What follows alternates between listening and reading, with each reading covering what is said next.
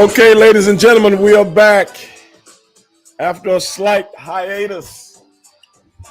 This is your boy, Stevie Ray, host of the world's most dangerous podcast.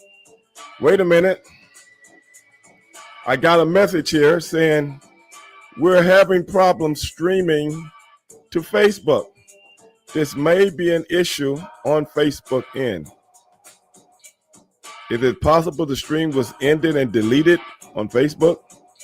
We'll keep trying to let you know if it is resolved. Please check Facebook to ensure stream looks okay.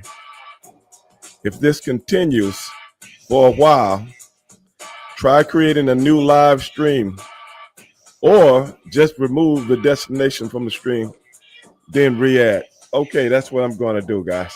I'm going to remove it.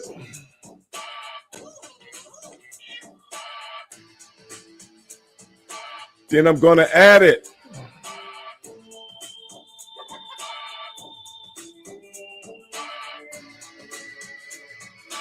Well,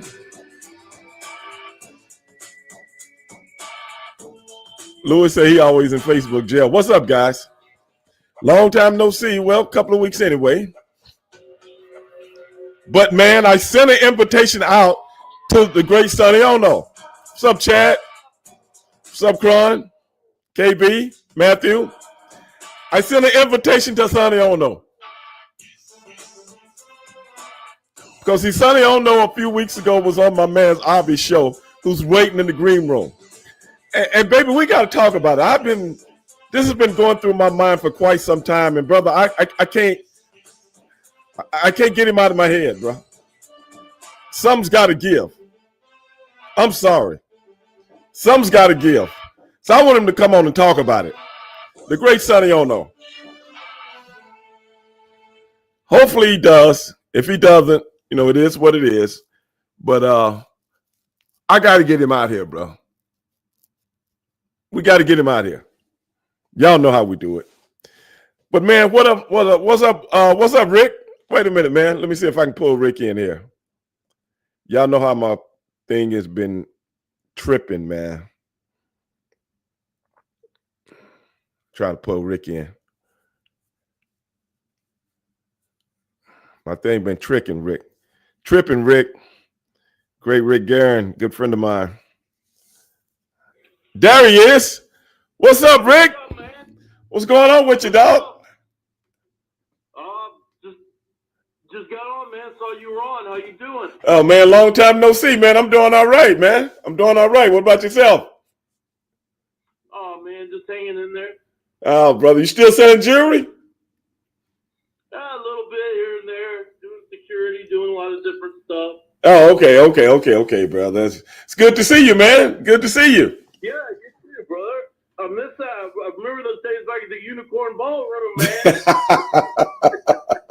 With G.I. Bro and the uniform, man. And the Super Collider. That's what it was. Oh, man. Collider. Them was the good old days, man. That's the good old days, man. They see making that folding money, weren't we? I think I got paid $10 one night. What about you? Yeah. You were able to get cheese on yours, man. That was good. What, man? Oh, brother. I'm sorry to hear the Bart passed, though. Yeah, man. I did a thing and I sent him a condolences to his family and stuff like that, man. That was, yeah. But I seen Bart at I can't remember what it was. It was at a convention, man. And when I went down to do the, they had a deal down there that Alex Parteau had put on down by Dallas. It was outside of Dallas, though. I can't remember exactly what town it in, but he wasn't there. It was we did a thing for Global, like a global reunion. Yeah. Did you hear about that? This was a few years ago. I did, man. I couldn't make it, but I'll tell you one thing, man, and this from the heart. He always spoke really well of you and your brother. He had a lot of respect for you all. Oh, man, we had a lot of respect for him, man. Bart kind of took care of us when we went down there, man. Kind of took care of us, and you know what I'm saying? He's a big, intricate part of, our success out there. And he I learned a lot from him, brother. He was a good dude, man. He was a real good dude.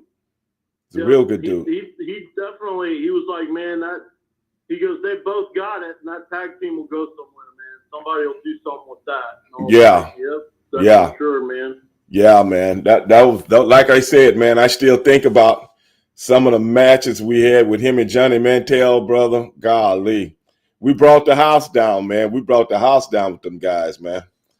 Man, those I'm gonna be honest.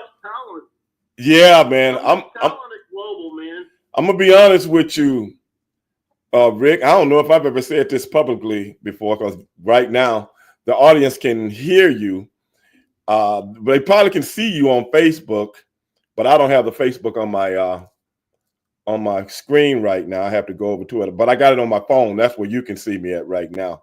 But I don't know if I ever said this in front. I don't know if I ever said this in front of the whole audience, man. But my fondest memories of everything I've done in the business is in global. Yeah. My fondest memories, man. I had so much fun, in global, and we can talk about the big time and the big cameras and all that stuff and traveling overseas. But you talking about having a good time. I mean, brother, we had a good time. It was young talent getting a chance, to do some stuff. Mm-hmm. And I mean, I can remember riding up in the car with Jeff Gretler and GQ Knight. Mm-hmm. Oh man, what are we gonna do this week? He was always looking forward to Friday. Right. And that drive. Right. Yeah. And it was a good place to learn. The veterans that were there, like Bart, and they took time to help us. Right. Because I know you guys have worked for Ivan a little bit. You right. came over and worked with us. Right. Uh-huh. But really, our first major organization was Global. Yeah.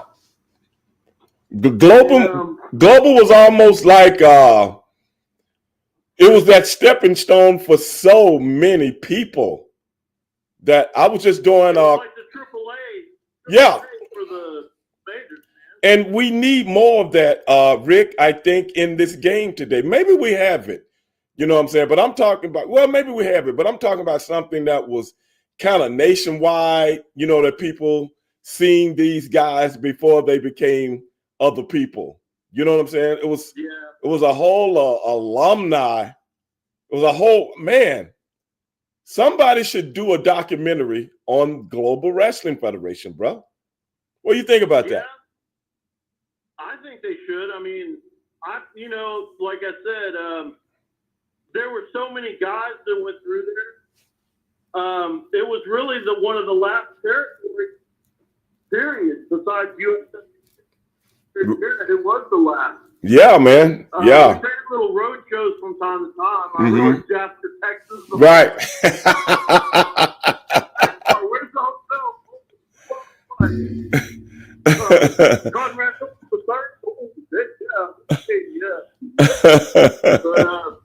there was just a lot of talent there, man, and it was kind of like we learned a lot over there at the uniform. We were glad when you guys came over, man.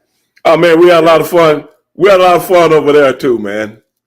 We had a lot of fun over there too. When you talking about looking for Friday night, as well as we were also, but looking forward to Sunday afternoon.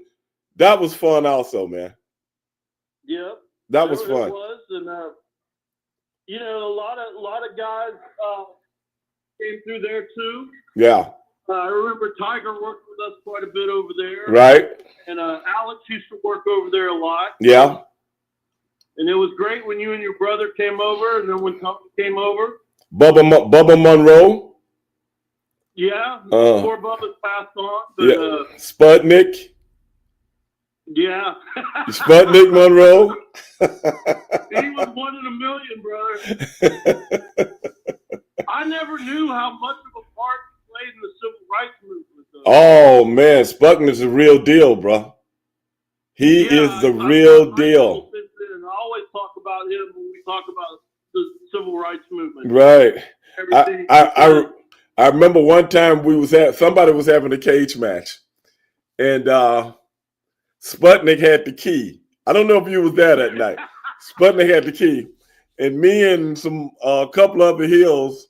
I think Mike Enos, me, Mike, and I think Alex Parto was gonna break into the cage, and I can't remember who was fighting in the cage though. But by you just bringing this up, just brought up that memory, and I'm sharing it right now with everybody that's watching. And I come in, we supposed to hit Sputnik and take the key from him, right? I come in, I go, Sputnik, give me the key. He goes, fuck you.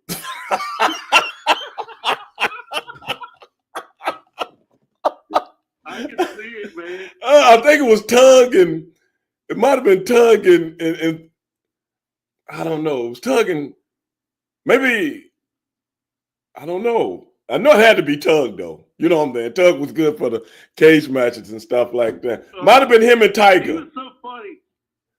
I remember we went up to Global, or it was USWA then, and Chris Candido was there. Uh-huh. He was in real good shape, and he's like, man, I'm stacking creatine and all this stuff. And Tug goes, that's great. I stacked half-pound Bluebell.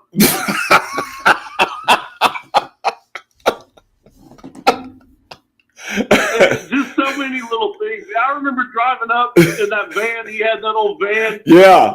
And I told him, he said, what are you going to get me for Christmas? And I said, I'm going to get you a thesaurus. And he goes, what the hell am I going to do with a dinosaur? I'm serious, brother. I remember passing that van. I was like, damn, Tug going like 50 miles an hour on the highway. I remember we passed that van a couple of times. One time. Huh? You got Tug, Chad, me, 2 midgets, and Gruntler. And we're all standing by the side of the road. You stop. We were stranded, brother. I don't think AAA would have stopped. Oh, Rick, man, you're bringing back so many memories. Everybody, my buddy Rick Garrett, man, we started out in the business together, man. We're sitting there talking about some of the old times of back when we was out there just struggling. You hear about struggling artists. A lot of you guys hear about struggling artists. It is nothing like being a struggling wrestler. Wannabe. No, nothing like it. Huh? But you know what, brother? I mean, even if we didn't get paid on a show or whatever, I mean, we just love doing it. Yes. You know, I grew up in the Coliseum with Paul and everything. Right. And, I still talk to Peter Burkholz, and he still has a lot of memories from it. And I still talk to Fouché. Fouché's still around. Right. But we made some friendships that, lasted. And I really wish all the guys from Houston could get together again, or maybe, something. Hey, man, put it together, brother. Yeah. You can put it together. I'll help you. Yeah, but I mean, you and your brother, man, God bless you all the careers that y'all had, brother. You worked hard. Like I said, I remember when we were making, like you said, $5 and $10. Yeah, I remember. I think I got a $10. The world. I think I got a $10 payoff one night, and that's the night they made a whole bunch of money. Oh. Remember they brought in a bunch of the guys that, you know what I'm saying, we all had to work with name guys. And I think I worked with, who did I work with that night? Oh, shit, I can't remember. But we all worked with different people, and we had like a zillion people in the Unicorn Ballroom that night. It was like a night show. Yeah. Yeah, I can't remember. And man, that was cool, man. That was cool. And I was like, okay, I might get $25 tonight, man. I got 10. Yeah, I was satisfied with that, bro. The funniest thing I remember is in USWA, I was up there in Memphis one time, and Jerry Jarrett sat everybody down. And he goes, if y'all get a tryout, you go up there, you can't be on those steroids. And Buddy Landell goes, shit, steroids? On what you're paying us, I'm barely doing food.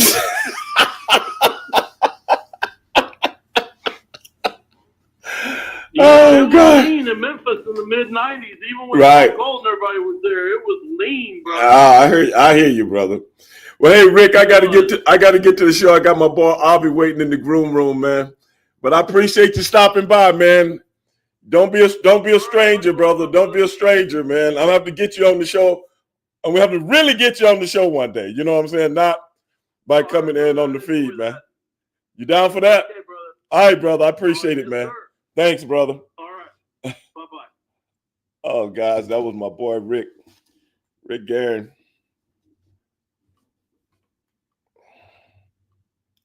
Oh, man, my thing is rocking over here. There we go.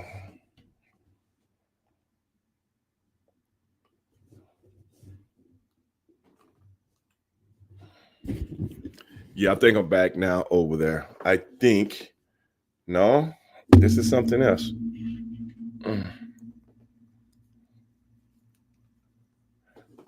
But yeah, guys, let me get back to the live feed.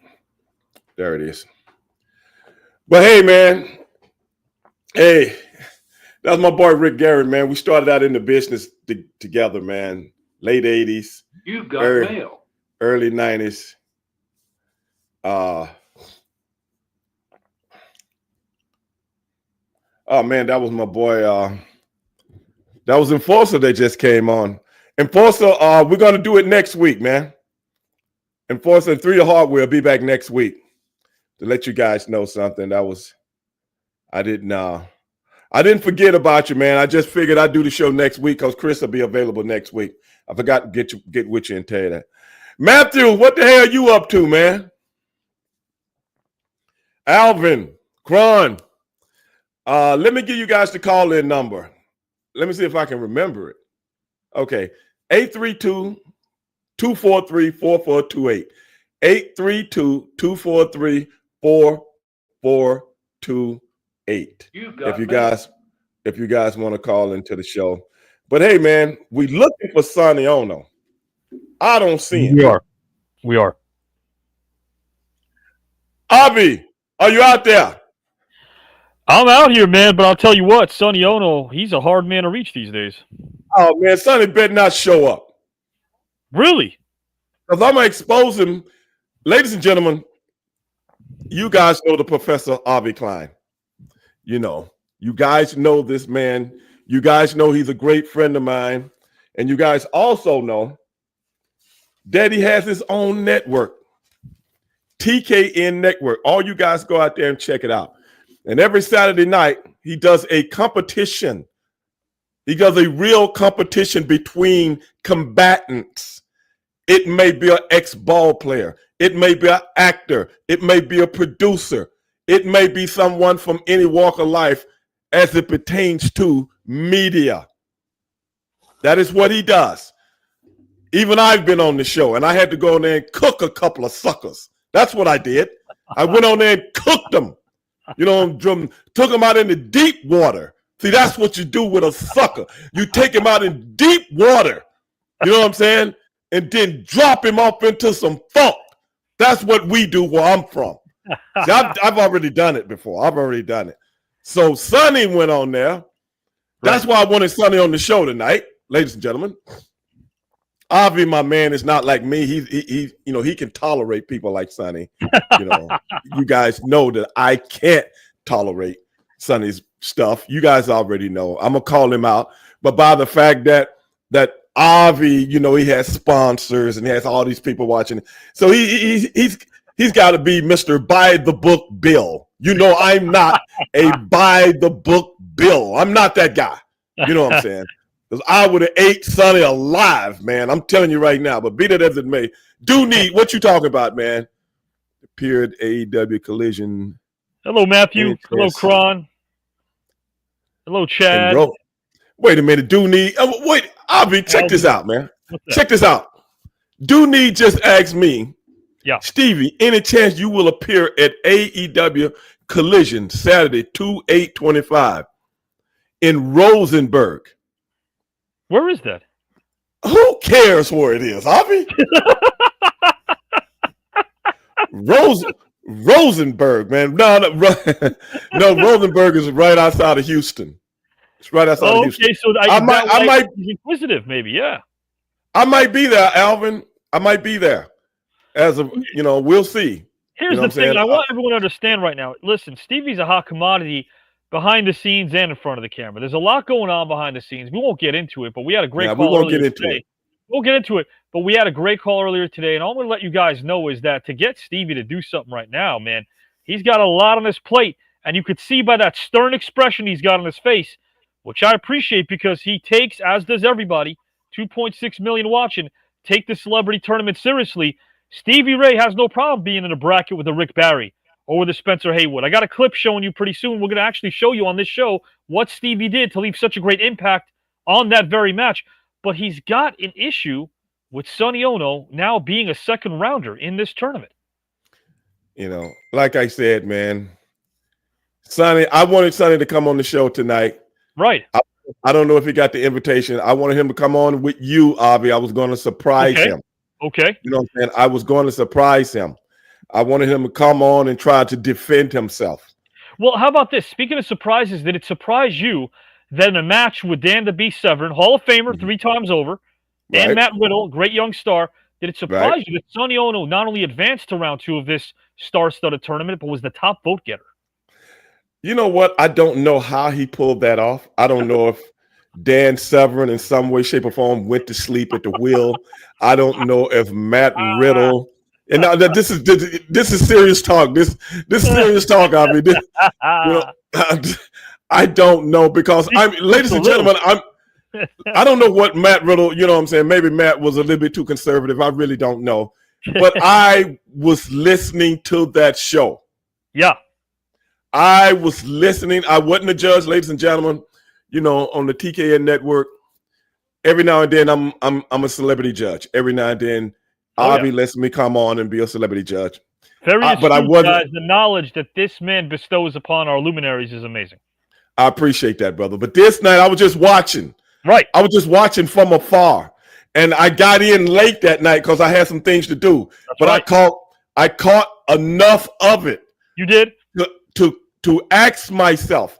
I actually asked myself, man to man, me to me, how did Avi tolerate this kind of discombobulation from Sonny Ono tonight and let him get away with this? Well, I'll tell you, it wasn't me. The viewers spoke, and they came out in droves as they do on Saturdays, and they let their voices be heard. I want to see what Matthew Jenkins, Real Cold, Cron, what do you guys think? Because hey, Sonny Ono was the top vote getter in a match against, and guys, just to put this in perspective for you, this tournament is a sport of the mind. You guys got to check it out. You got to be able to, because again, you could see the link over here, the new network, type that in YouTube. Stevie's a big part of it, but you have to be able, you can't be any geek off the street in the words of Young Guns, right? You got to be able to know what it's like to think on your feet, to organize your thoughts. You got to really be able to be astute and be a great public speaker. Stevie's one of the favorites. Now, we got 136 Hall of Famers and award winners. We got Mark Henry. We got Stevie Ray. We got Jesse Ventura. We got someone I can't bring up from Star Trek fame. I mean, it's a who's who. We got Antonio Banderas. We've got some of the biggest names you've ever seen in film, TV, wrestling, sports, music, comedy. They're all here to win this thing. And Sonny Ono, in his match against Dan the Beast Severn, again, Matt Riddle, came out the top vote getter. 2 out of 3 always move on. 1 goes home. Sonny made it to round number 2. Stevie's in round 2. Would you guys ever want to see a Sonny Ono over Stevie Ray match? No, they would not. I will tell you that right from the beginning. They do not. Hey, and I just seen Ernest Miller. Chime in. Yeah, good guy. Hold on. Let's see if I can bring him on camera. Yeah. I'll see if he got something to say. I got him on my phone, so yeah. I tried to bring him in like Sonny Ono's a vagrant. Look at this. Yes. Jenkins. Yes. These guys know him. They've been watching him on the show for years. How about this, Stevie? Real Cold G says the fix is in with Sonny getting to the second round. Real cold. Real cool. Real cold. Listen to me, man. I think Avi pulled some strings for him, bro. We got Avi on right now, you know, and I've been trying to figure this out, but I can't hold it back tonight, bro. I can't hold it back. Sonny, hold on, there we go. There go the cat. Cat. What's up, Big Stevie? What's going on, brother?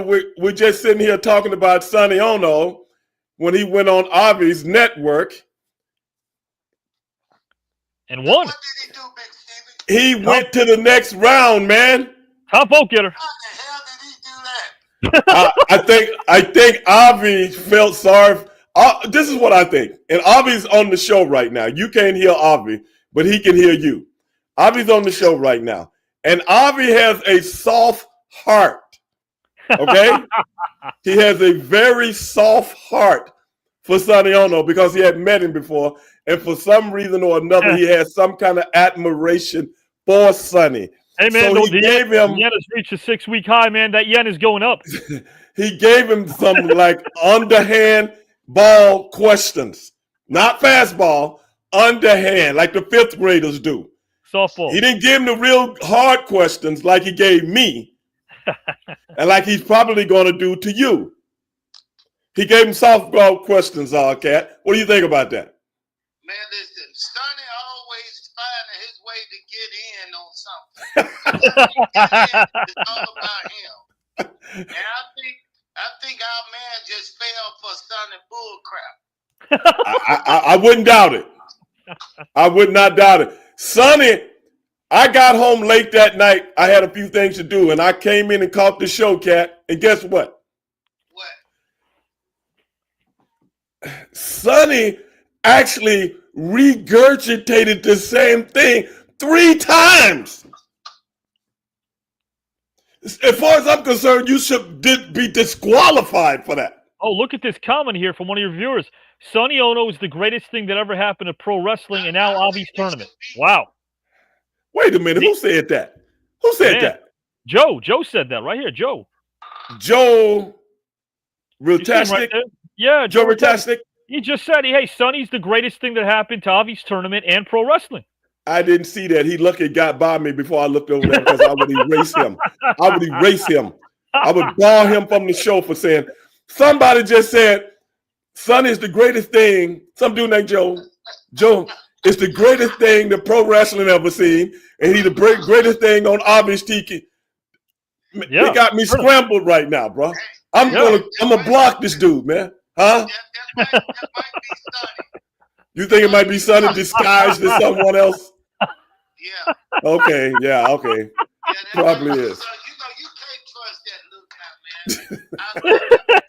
You can't trust this, Steven. And I came on just oh man, what you was up to, and I heard you just laying there. You laid out the whole story. He did. He did. The fix is in. No, man, Sonny. listen, hey, Sonny, there ain't nothing underhanded going on here. There's no chicanery. Sonny came in there and took care of business. Put the work in on it, man. Look, Avi's defending him, bro. You can't hear Avi. Next time I have to get you an Avi. If I'd have been thinking, Cat, I would have brought you on the show tonight just to tell the people exactly. See, Cat knows Sonny better than anybody, y'all. Everybody out there that's listening. He knows him better than anybody. Just suggesting some underhanded tactics happen, man. He gave me an Wait a minute. Wait a minute. Wait a minute. Sonny just showed up. He just showed up on the show. Guys and gals, they're looking at the future grand champion of this tournament. The man who's going to win the whole tournament. Oh, God. Is here. Stevie, hey, give it up to the man, Sonny Ono, who's going to win this whole thing. He's going to win the whole thing, Stevie. Let me, okay, I got the cat on right now, Sonny, and he's spilling the beans, but I got to get the Sonny Cat. I'm going to get back with you, all right? What a pleasure. Okay, buddy. What a pleasure to have Sonny grace us with his presence right now. What a pleasure. Okay. Hey, Sonny. Hey, what's up?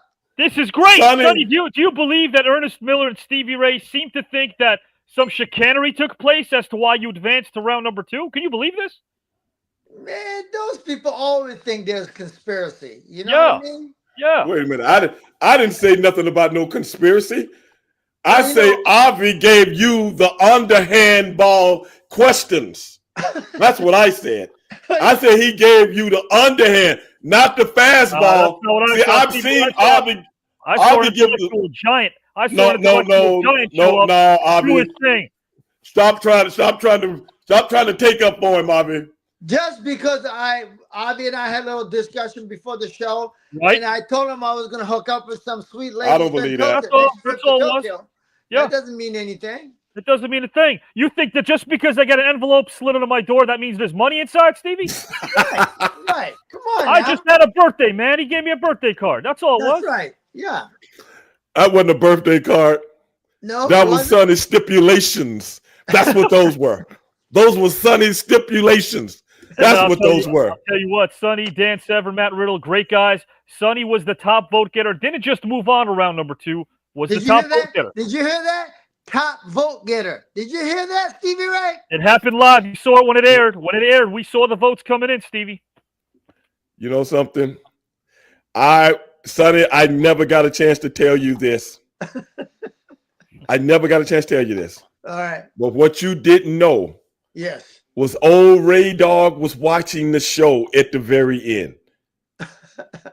Old Ray Dog was watching the show. Huh? You didn't watch it at the beginning? What do you mean? Well, I was gone. I was out. Oh, okay. Did you And I tell me came you had in late. A tear in your eye when you watched Sonny do his thing? You said you had a tear in your eye, Stevie. Yes, I did. From sorrow.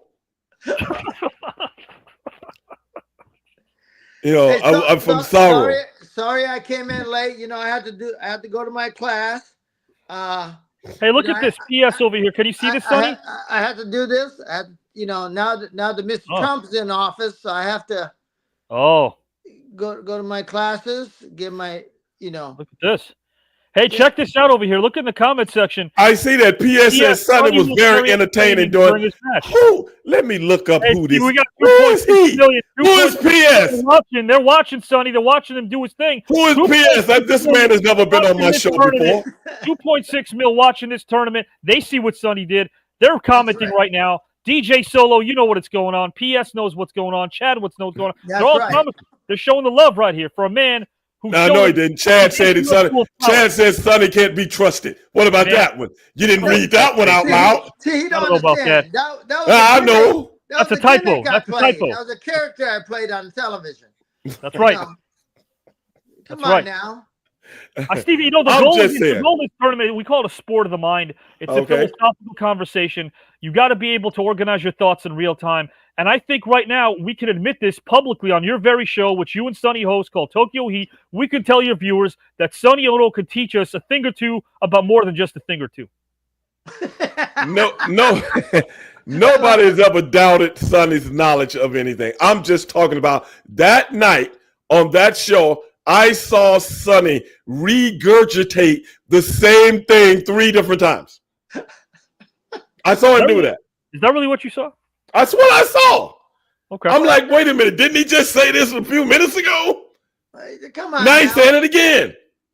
Stevie Ray, you do this all the time. No, I don't. Yeah, you do. No, I don't. Because people can't understand that. People can't understand that English with that gap in your teeth. You know what I mean? Wait, man, you leave my gap alone. Hey, you know what that gap has been for me? It's called good luck. Yeah, it's not how people go shopping. Gap. I want everyone to see this right now. People should check this out right now. You know what I'm going to do? I'm going to pull this up on screen because they say a picture's worth 1,000 words. I say a video's worth 1,000,000 words. Wait a minute, Avi. What are you about to bring up?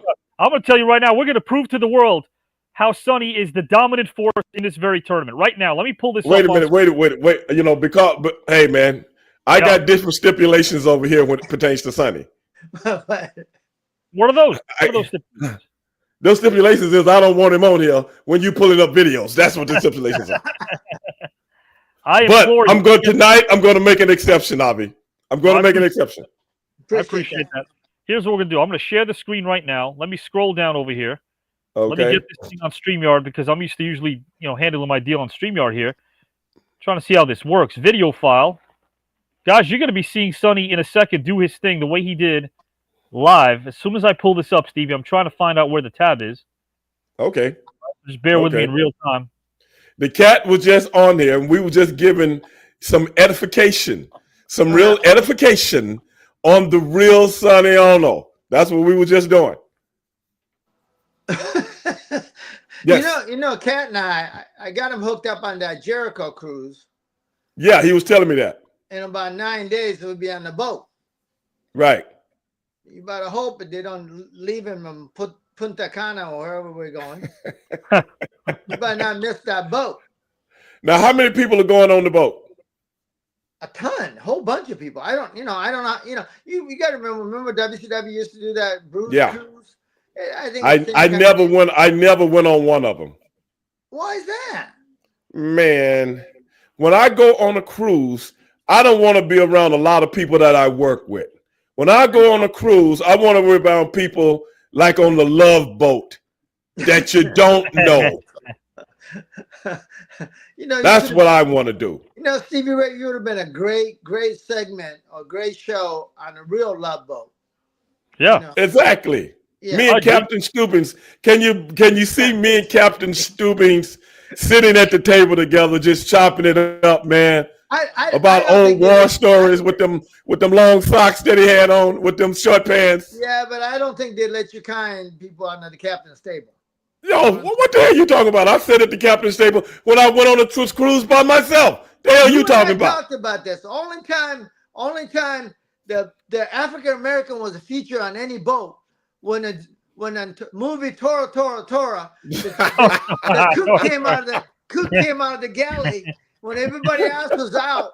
He came out of the galley and grabbed that machine gun with his white cook on and shot down all them zeros coming out of the sky.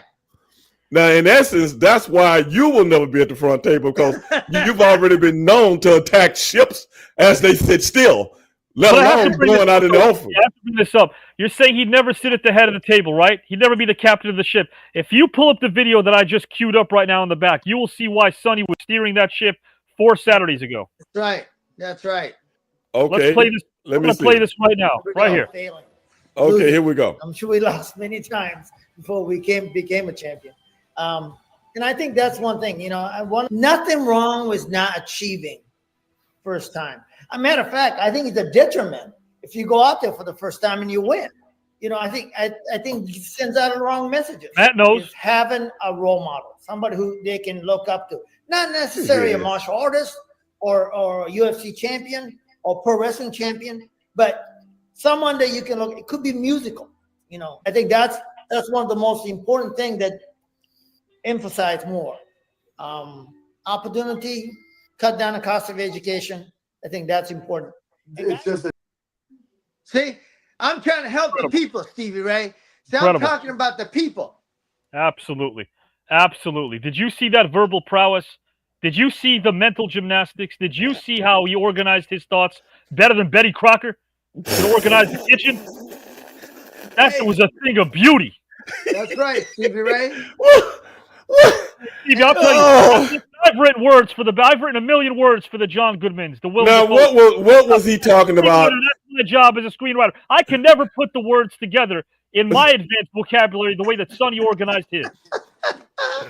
Look at that, Stevie Ray. This is beyond any sane man's comprehension right now. I agree. Stevie Ray, what you don't understand is I can talk to the people. Yes. Okay, you was talking to the people, but I didn't hear what Matt Riddle had said. I didn't hear what the B. Severin had said. I only heard what you said. Now, how does that all connect together? Well, your show tonight, so I didn't want to play the whole thing, but Matt Riddle pretty much said I was going to play the rest of it. Matt Riddle said, "Sonny, I have a rebuttal, but I'm a little bit nervous being around here with you because I never thought I'd be able to grace the screen with you. So thank you for bestowing your knowledge and intellect upon me." See? Matt Riddle said that? He did. I don't think so, bro. I don't believe that. Oh, he's a great guy, but look, you got to admit, Stevie, look, to be on with Sonny Ono, it's not an easy thing. It's like, no, man, no. Of all time. It's not an easy thing, man. It's not. He said, "Okay, I take your word for it." I didn't. I was on stage with you and Sonny back in Vegas, if you remember, in 2019. That's right.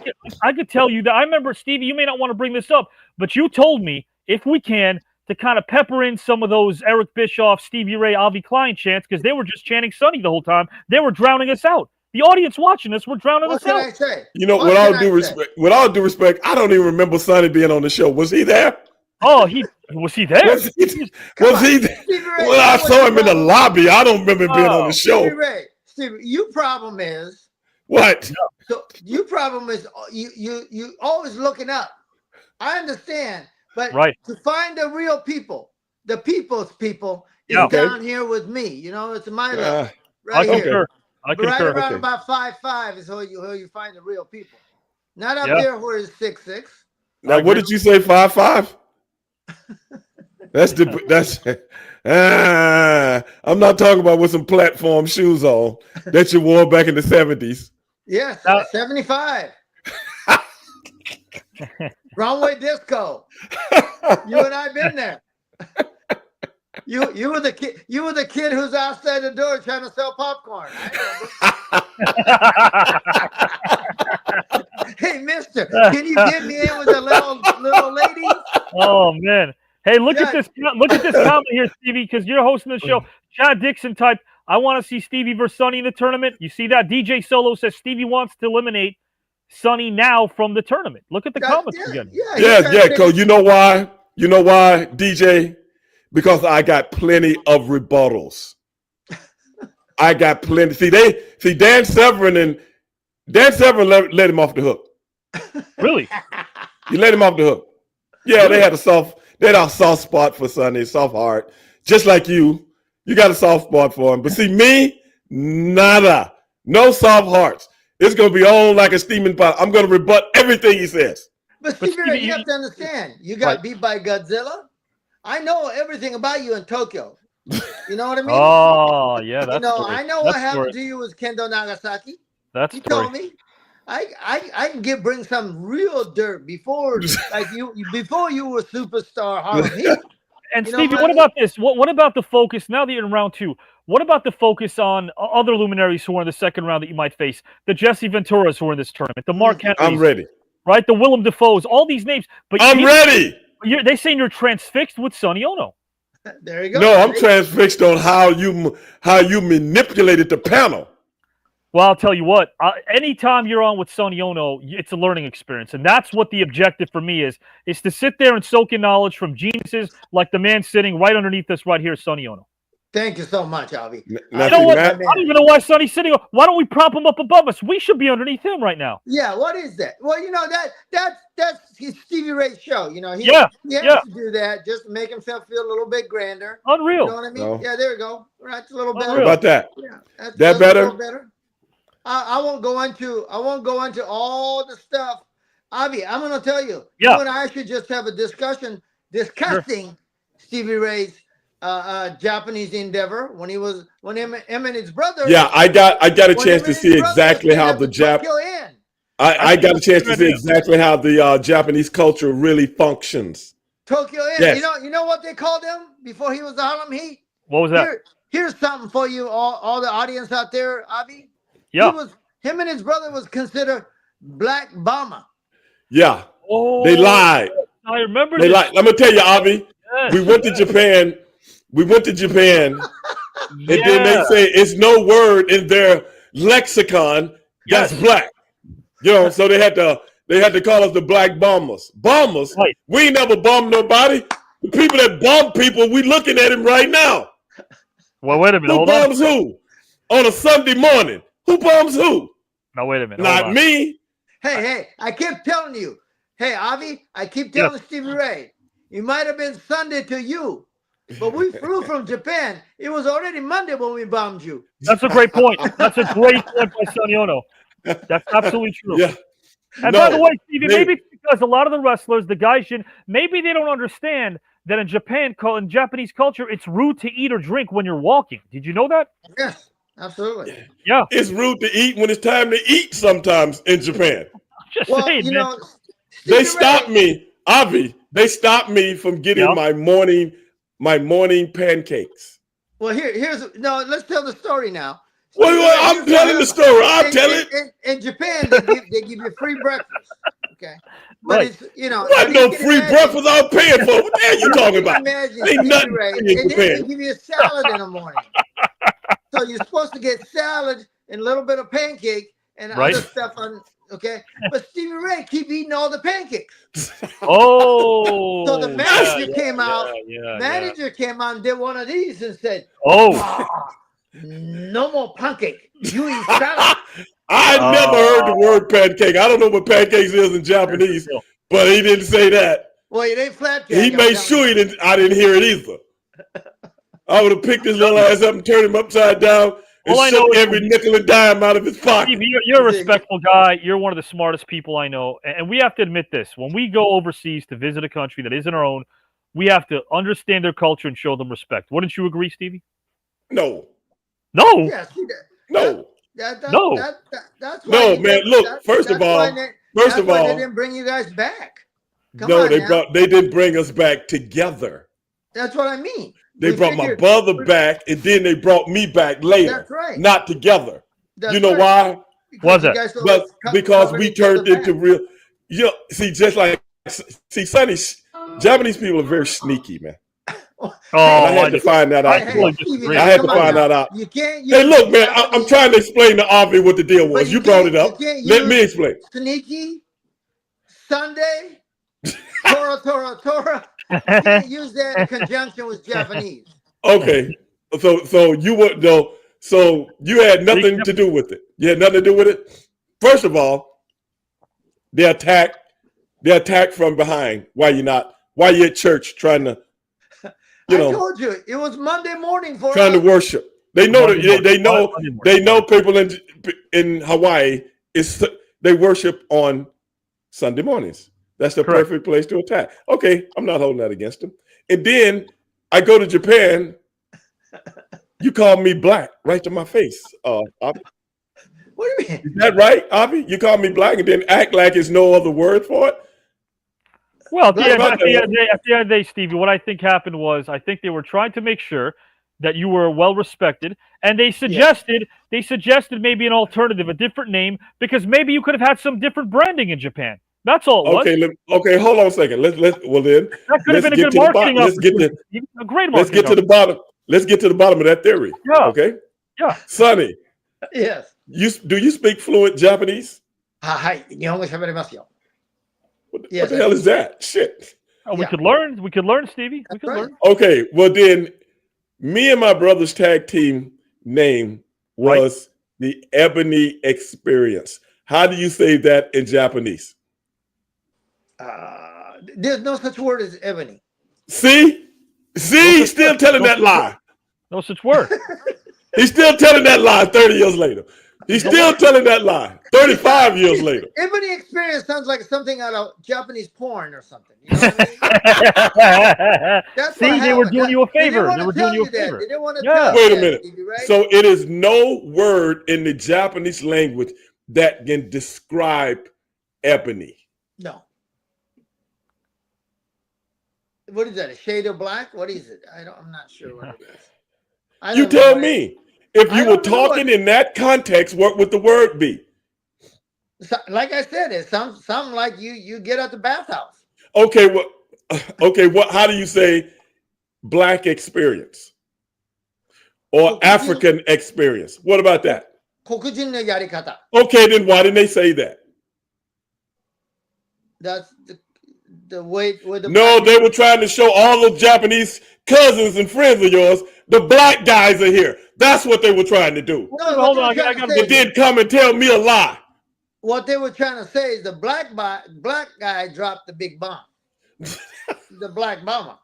Well, let me ask you a question, Stevie. How come in here in the U.S., how come we can't compliment the cook or the chef the way that the Japanese do? At least they know that they were served well, because this is true. When you slurp, it's a compliment. You know what it is? It's encouraged. It's not just acceptable. It's encouraged. It's considered to be a sign that the food you're eating is delicious, Stevie. It's delicious. Well, why don't we do that? Why can't we tell our chef, hey, you know what? Job well done. They got to guess whether or not they cooked well for us. Let me tell you something. They satisfied our hunger. Let me tell you something that I used to do. I'm going to tell you something that I used to do and I did many times. Okay. Many times. Yeah. That me, Scott Norton, right, and Brian Adams, when we were on the road together, you know what I would do? No. I would hit the table like I was in a Japanese karate movie. Okay? I would hit the table. Bam! Everybody in the restaurant would look up like, what's going on with that guy? And you know what I would say after that, Avi? What's that? Who cooked this stuff? Oh. Who cooked this food?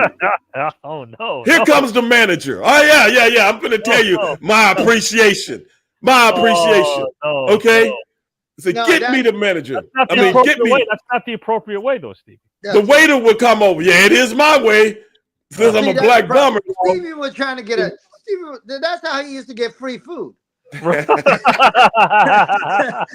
comes the waitress. Can I help you? No, you can't help me. I need the manager. Poor Here comes the girl. manager. Here comes the manager. Excuse me, sir, can I help you? No, you can't help me. I want to know who cooked this food. Hey, Stevie Ray, you just did an accent of the manager. Was he a white guy? Yes. If I'd have been a black guy, I would have gave him a pass. You and I always talk about how. I got to continue letting our audience know. Well, hold on a second. Hold on a second. Japanese culture that we're neglecting right now that we shouldn't. Absolutely. No. If Japanese culture was so great, Sonny wouldn't be here. What do you mean? What do we do? Sonny wouldn't be here if the Japanese culture was so great. We just had Christmas. Hey, Jamie's in the comment section. He says, "Oh, look at this. Jamie's a Sonny Ono fan as well. You know that, Steve. He was on the phone with us the other day. I'm just telling the story how it went. I know. I'm just saying he asked me whether the white guy. I was going to jab with a white guy in a major restaurant. What color you thought he was going to be? What color you thought he was going to be? Quick prediction. Sonny Ono is going to defeat John Goodman in the finals of TCAN Celebrity Tournament. There it is. Wait, did somebody just say that? Jamie, our boy Jamie. Oh, there you go. Then Jamie is going through a delusional phase right now. I can excuse him. Okay. Then Sonny, I say no.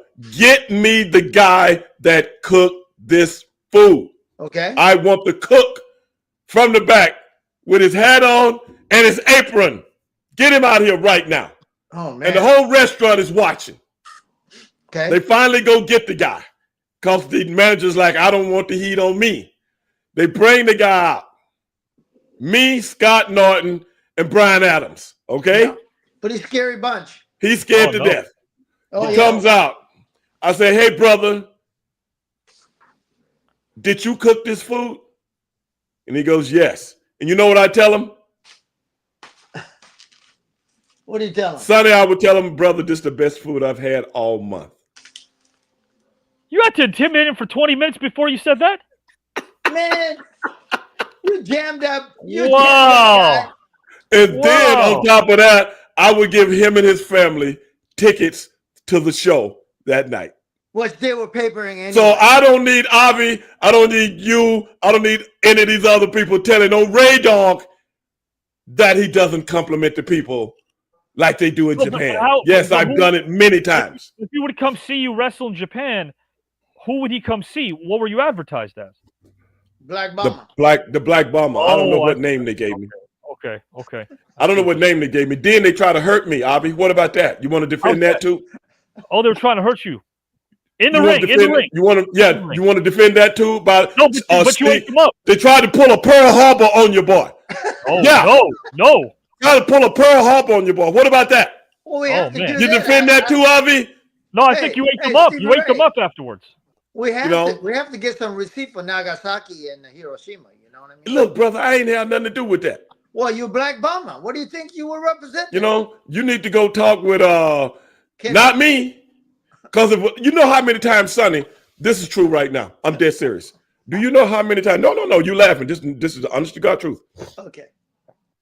You know how many arguments and debates I've had with people about the United States of America dropping 2 atom bombs on Japan. Do you know how many times I've defended that and said they shouldn't have done it and they didn't have to do it? Do you know? Because I know the real truth behind it. Do you know how many times I defended the Japanese people on that? You know how many times? And now you coming down on me and calling me a Black Bomber? You know how many times? I didn't call you coming down on Ray Dog like that? That's what Kendo called you. Kendo Nagasaki. That cheapskate. Yeah, I would not put you in Tokyo Inn. Where would you have put me? Oh, Kyo Plaza. You're lying, man. Yeah, I put you in Kyo Plaza right now. You lying, man. I will put you in Kyo Plaza. That's where all the WCW guys stayed. Avi, I'm gonna tell you how traumatized I am. Please. About my first time going to Japan. I still remember my hotel and the name of it. What was it? The Tokyo Inn. Tokyo Inn. Tokyo Inn. Yeah. Yes. Downtown Tokyo. So did they get your name right the second tour or no? Oh no! The next couple of times I went back, I went with WCW. Okay, so we they did- got we it did- right. So I was already established. So And we didn't Okay, have got it. we put you in Kyo Plaza. Real yeah, nice we went Kyo hotel. Plaza. Yeah. Yeah. In Shinjuku. Right, Right. next to Kabukicho, red light Mhm. district. Mm-hmm. Yep. You know? Yeah. I mean, the next couple of times I went was very, very, very, very fond of it. As a matter of fact, I had a chance when WCW shut down. I had a chance to go to Japan on a regular basis. Oh, I believe that. Yeah. They would probably revive that Black Bomber gimmick.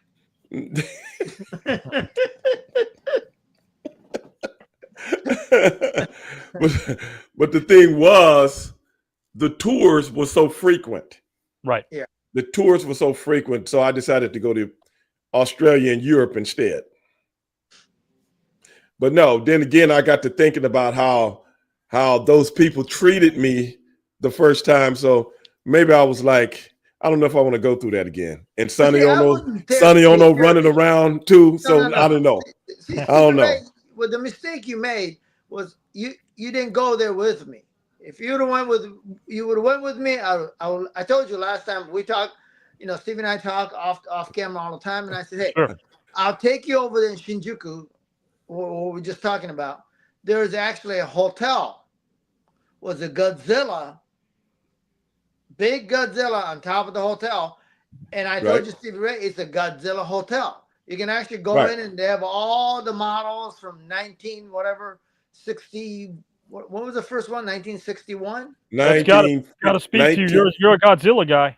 1953, I think. 54, right in there. Yeah. Yeah. And and as you know, Stevie Ray, you're the expert at this, but that movie or this underlying thing was against the nuclear bomb.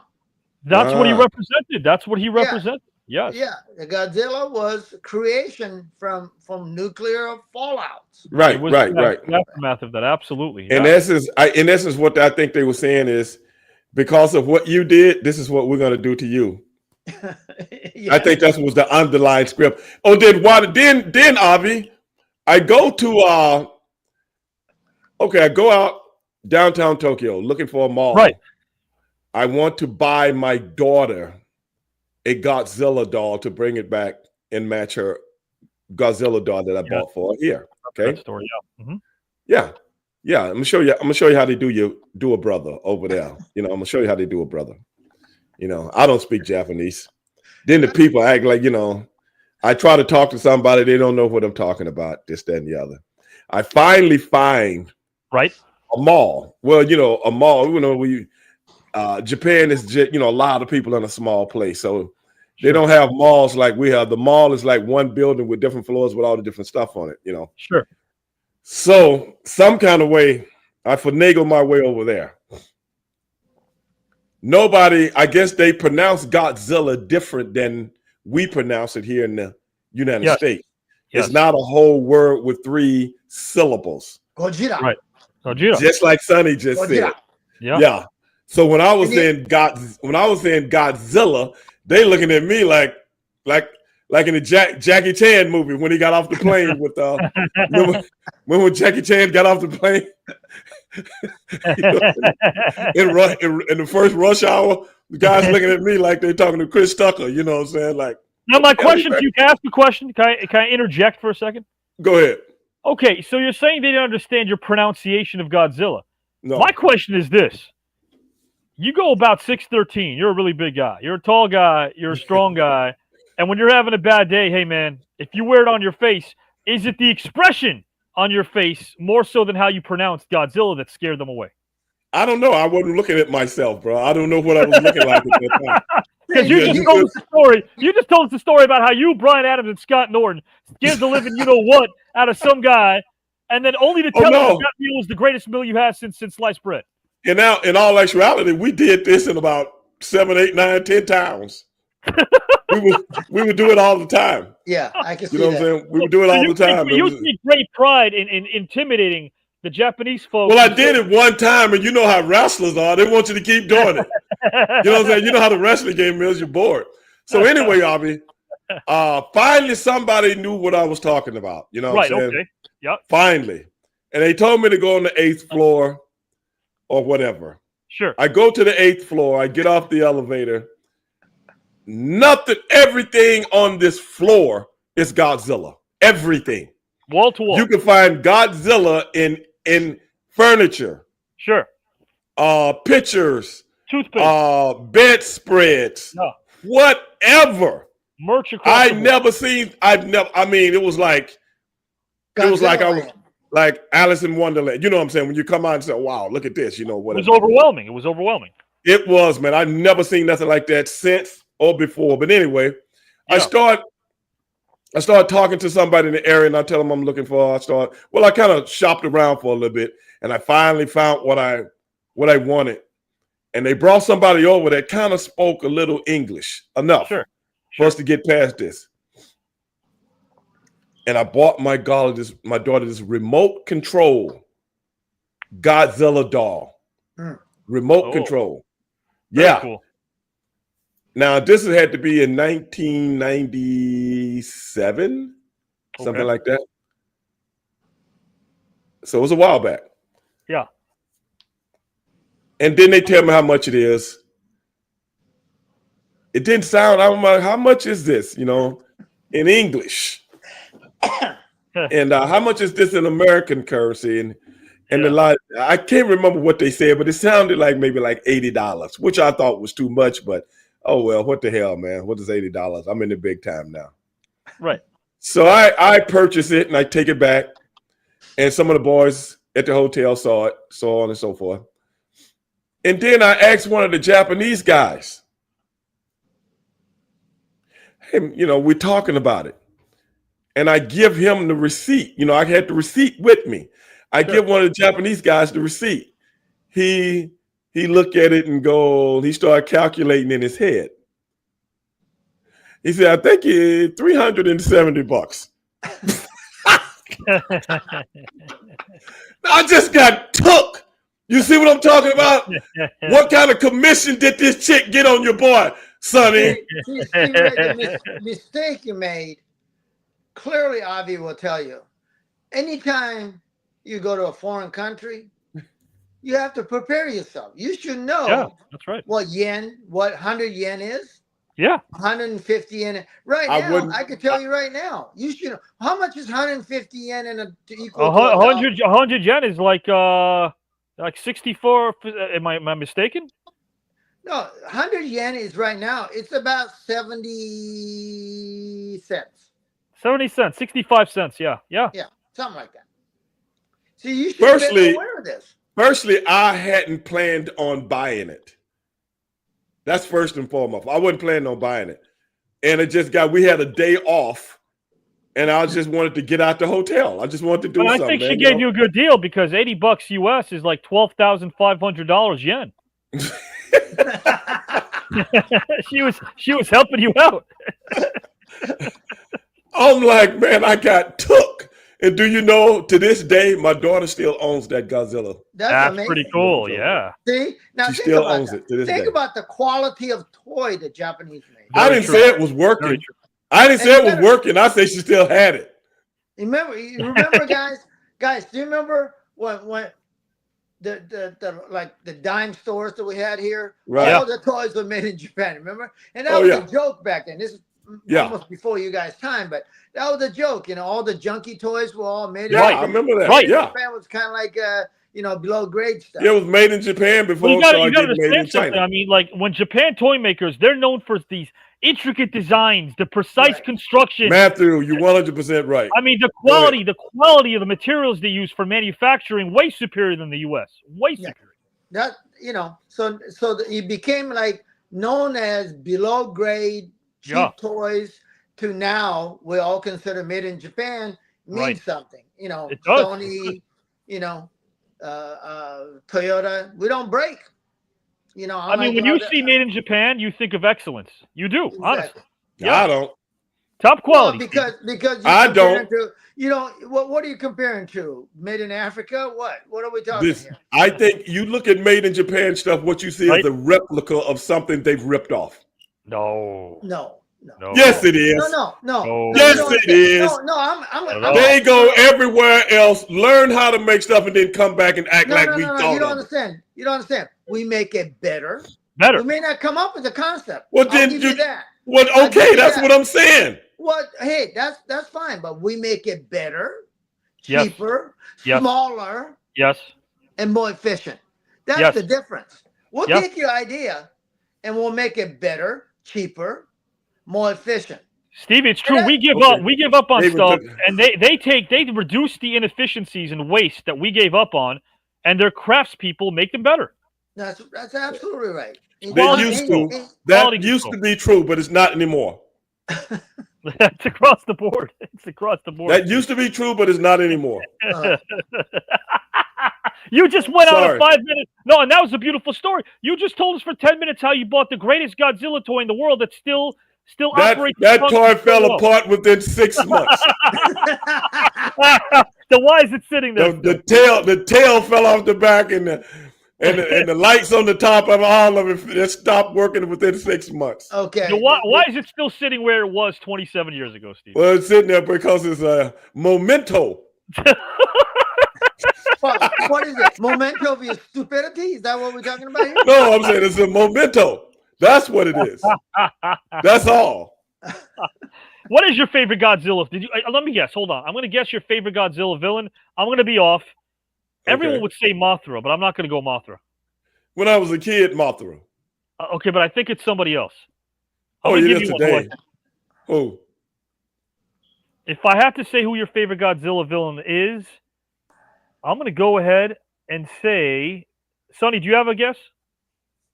Well, I think I told Sonny. I think I told Sonny before. I come up with, the King Kong was, their version of, the baby face. I mean, Stevie Ray and I talk about this. If you watch a Godzilla movie, right, from the beginning till now Godzilla is a big time baby face, right? I mean, Sure. he became a baby face right through the middle, where he fought off the what was that 3-headed Hydra.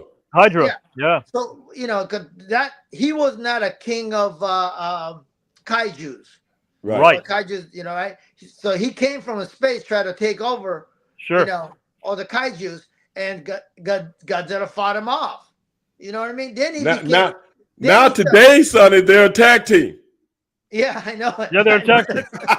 I know it. Because King Kong, Godzilla and who's that? King Kong? I think they're a tag team now. Yeah, King Kong was fighting Godzilla when Godzilla was still heel. Remember when it first came out? And now, they're absolutely a tag team. They're a tag team you now. know what? We're coming full circle. This is a great example of how the Japanese take an American idea and make it better. They took the idea of King Kong, which was, let's be honest, it was rudimentary at best. And then they improve upon it by having a fire-breathing, ocean-dwelling dragon who is so complex by nature because he wants to be loved and he protects his country after realizing the error of his ways. I think they. You know what's really messed up though is What's that, that? of course they have to give King Kong a little whipping now. You see Yes. the Yes. little Thor thing he has to have. Good point. Good point. Yes. He needs a weapon because these updated monsters ain't no punk, does man. not have the fire breathing, that radioactive breath. Right. Sure. Right. So you have to give him a little gimmick. But Godzilla had longevity. so He had way more wrestling-oriented. sequels. Yeah.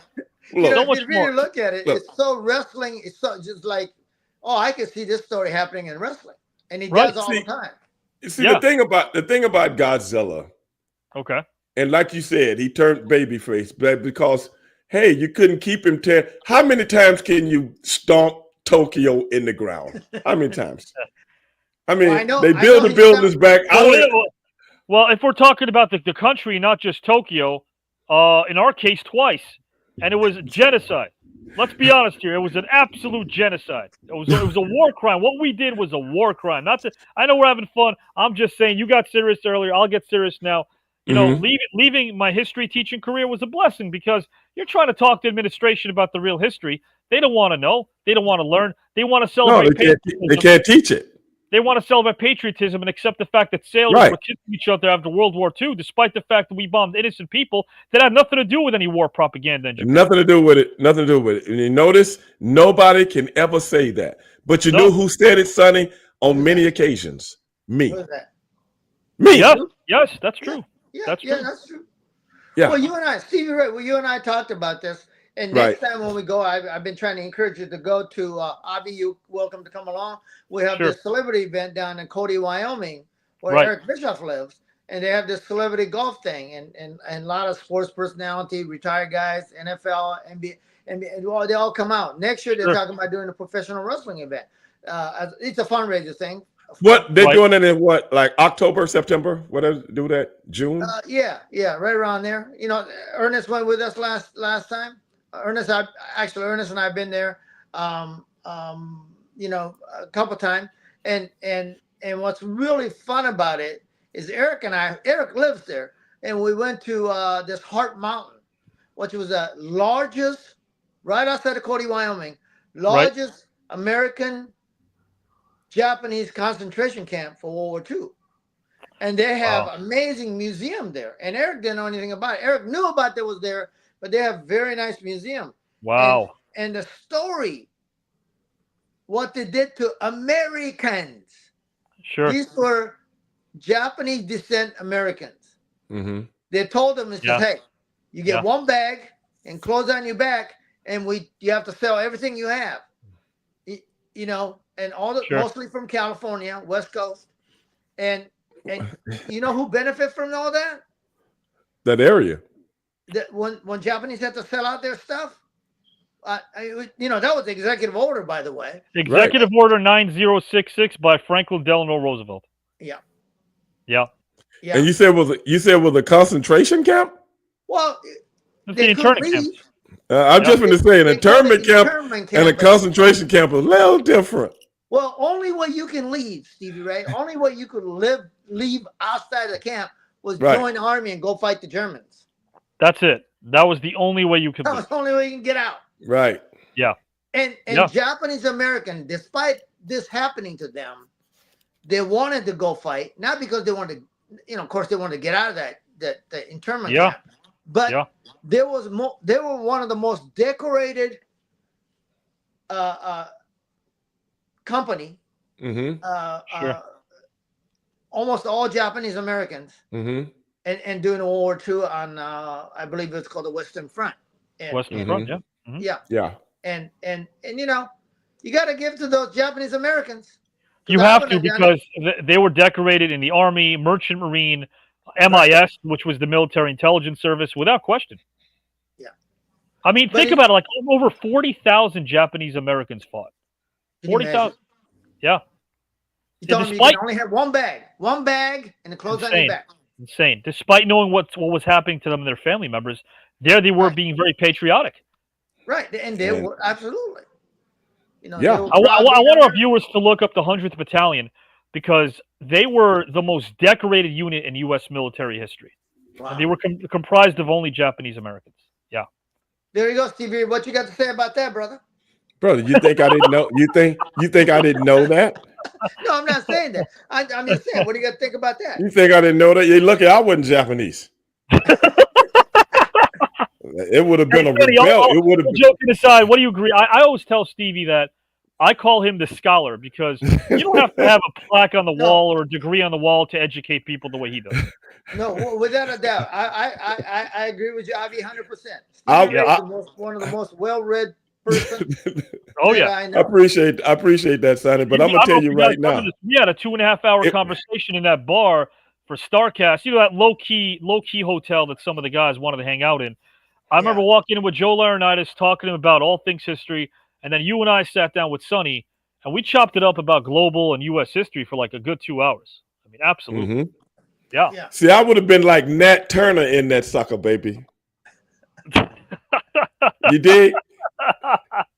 No, we like to claim Stevie You- Ray you- as part of, like a Japanese. You have to be a Southern Japanese, little island, Southern little Japanese. island of And Kyushu. dog, it ain't no way. We gonna start some static up in here, brother. You ain't finna put me in no cage because some Japanese dudes came over. That's what if I'm Japanese, hey, baby, I ain't got nothing to do with that. That's A lot of people don't. what A lot of accent- people don't know. That's the Kansai dialect in the South. Yes, yes, Yeah. yes.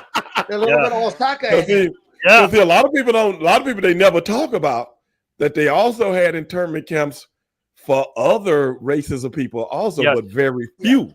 Yes. But You're very few. You're right about that. But at the end of the day, hey, baby, I ain't got nothing to do with them bonsais coming over here dropping bombs Well, on see, you have Sunday to morning, dog. understand, and you know, You know what I'm saying? I ain't got nothing to do with that, baby.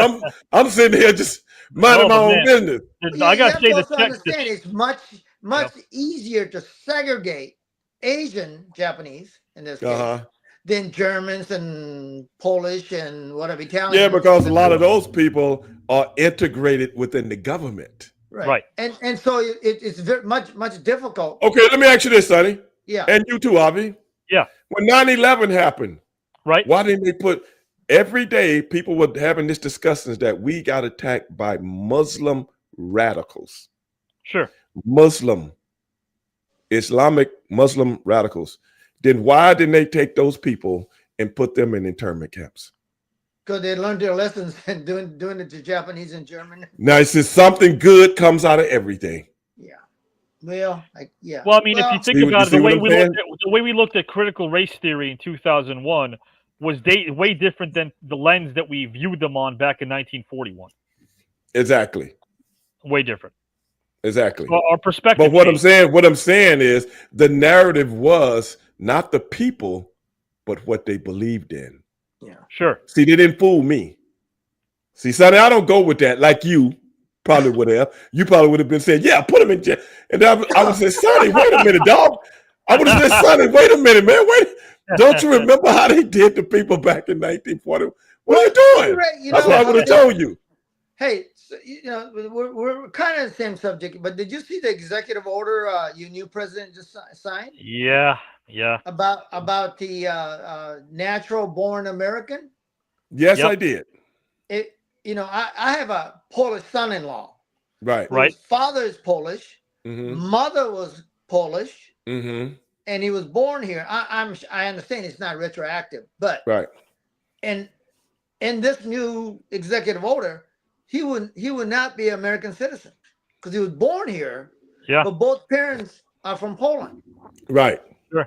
Brother, They're blocking it right now. I mean, they're blocking it. We got. I don't think it. I don't think it'll go. states. I don't think it'll go through, Avi. 25 states already blocked it within a span of 2 hours. Right. So, But why even? What is the? See, this is the distraction I'm talking about. I It's the agree with you 100%. I go right there with you. This is I- just because. I think for us to be talking about it now the way we are, we're a microcosm of everything that's supposed to be happening by the 1%ers who essentially are never going to tell us what the real issues are because they're hidden behind a curtain. They've always been Absolutely. hidden. Right. If Right. we're distracted talking about this, they've already won. That's why when the people thought that there were the real drones in New Jersey flying above us and everybody thought that they were special and intelligent, hey, if they didn't want us to see those drones, we wouldn't have seen them. Exactly. Yeah. It's Exactly. 2025. They're still trying to figure out now. A zillion people seen this. You remember this, Avi? I think it was back in 1996 or 7 Right? when the lights over what they call it, lights over Phoenix or lights over Arizona. Yeah. Yeah. Right. And all these people saw this thing, took pictures of it in video, yet it had to be something from here, and they wanted everybody to see it. Absolutely. They did. They did. And And it got they a lot of still- media attention, if you remember. A lot of media attention. Oh man, because people took video. I mean, just imagine if people had camera phones back then, They did. like Yes. they got now. People took real video of this thing, and so many people saw it It was like for a so square many miles. shape. Remember that? It was like a It was like square a shape. almost like a boomerang. Yes, it had like 5 spheres, essentially. Right. Almost like a boomerang with lights on it. And there's still no accountability for. No answers. They Yeah. still don't know. Yeah. I mean, So either we got UFOs I or think we it was don't. a red herring. I think it was a red herring, if you ask me. I don't think anything happens accidentally. I really don't. And as far I don't back, think that happened accidentally. I don't either. I really don't. I think And again, I honestly believe the government is behind it. I would agree. I mean, Yeah. again, conjecture. But look, they're getting us to speculate, so they've won already. Yeah, we're talking Yeah, about it. I guess you're Yeah. right. They Yeah, I already guess won. you're right.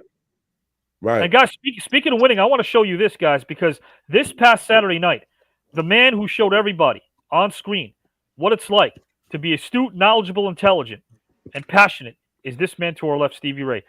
Some great moments, Stevie, if you want to pull them up. We had some amazing competitors. You were part of this thing. We're talking about one of the greatest of all time, Rick Barry, the Jordan before Jordan. Spencer Haywood. That's right. Went to the Supreme Court. And Okay. great film director Tom I'll pull Holland, it up. Child Play. Watch Stevie Ray, guys, in the middle portion of this video do his thing. I don't remember this. My history, guys and gals and pals who are listening. If you could invite two historical figures to a private screening of any moment in your life that you're proud to showcase, Rick, which two historical figures would you invite and why? And which moment in your life would you screen for these two guests and why? And the people that I would have, number one would be Jesus. Number two would be Rabbi Grossman from Migdal Or over in Israel.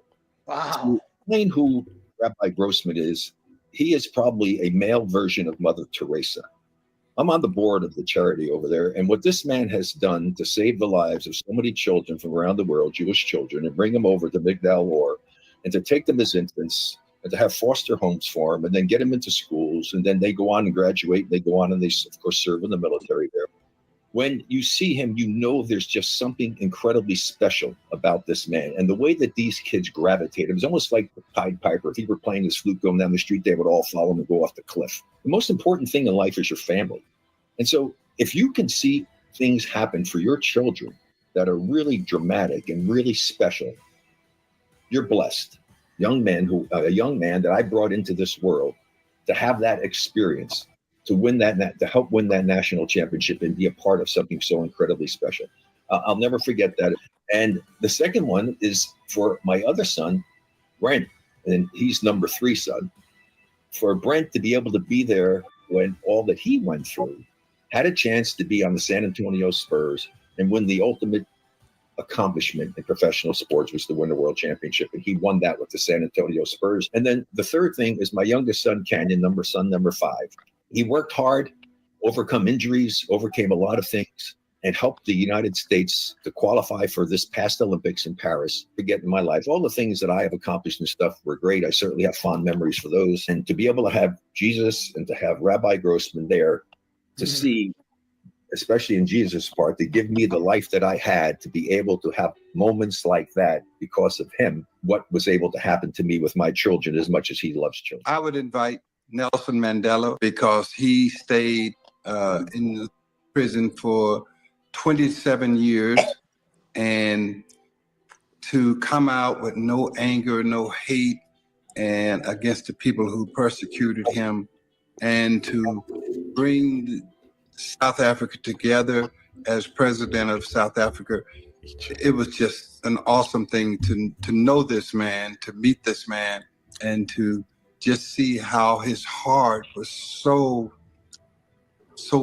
at peace. And my next one was Martin Luther King, to see how he fought for civil rights in America, to see just what it took and all of the abuse, the dogs and everything. But again, staying with the peace that Rick was talking about earlier. 43 years ago, I decided to go into recovery from substance abuse. Cocaine was my brand. And my first wife, Iman, who was later married to David Bowie, she got me into seeing a psychologist. And I used to bring my daughters to my meetings. And one of my daughters, Shakira, Dr. Shakira, decided that she wanted to be a psychiatrist. I'm so proud of my girls. One runs Iman Inc., my oldest daughter, Zuleika, and my next daughter is a professor at Lincoln University.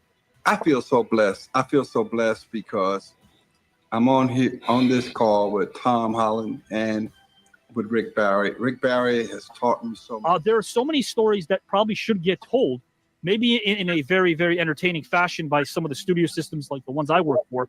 Do you think that would help the youngsters in the game today appreciate their forefathers, much like yourself and Spencer, who pioneered this game and elevated it the way that you guys did?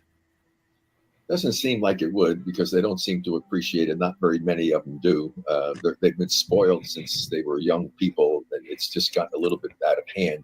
And we have great respect and appreciation for those players who do speak about the people who came before them, who laid the groundwork for them to be able to have the amazing lives that they have.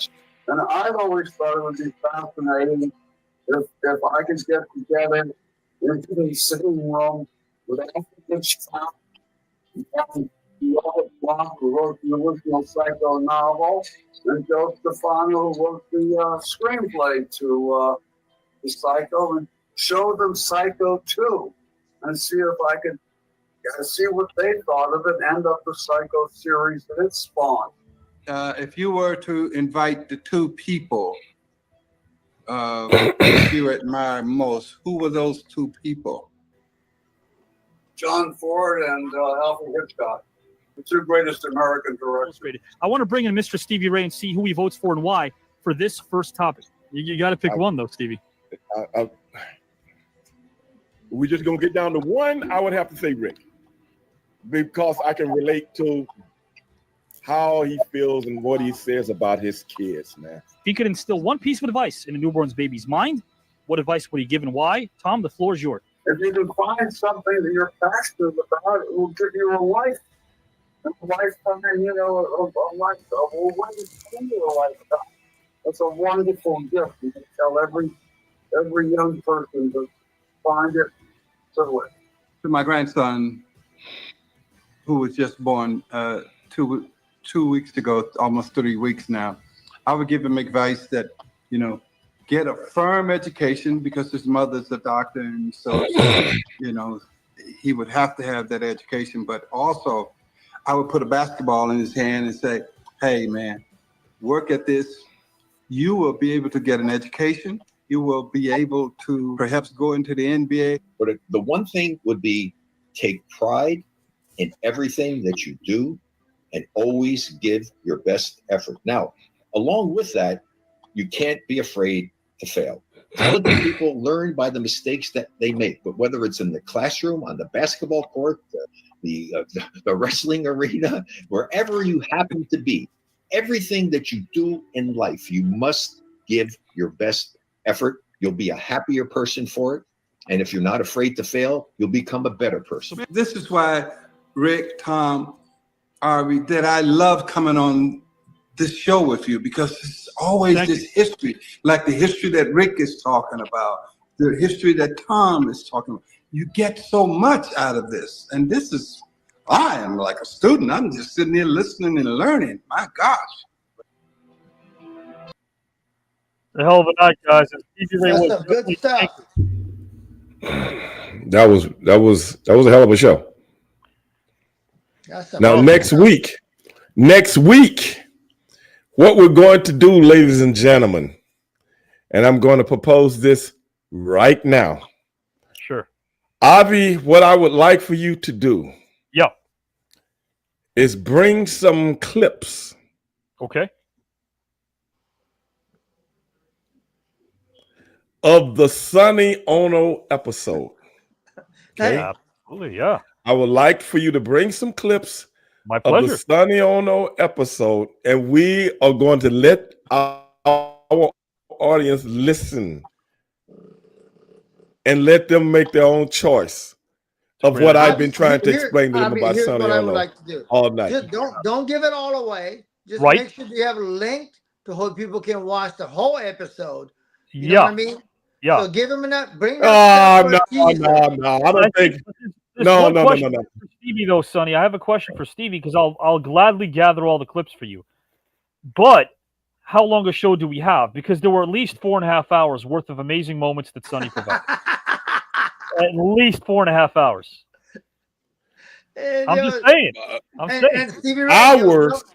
Stevie Ray, there was no gap. There was no gap in the show like you teach. Right. No. I'm just saying 4.5 hours, Stevie, of great. That was Sonny a gap in analogies, like my teeth. Yeah, it was a gap. That's what the gap was. Because I, for one, heard Sonny regurgitate. Okay? I heard this man okay, I'm not gonna even tell the audience. I want them to see it. I saw it. I mean, do I have to like see, here's the thing.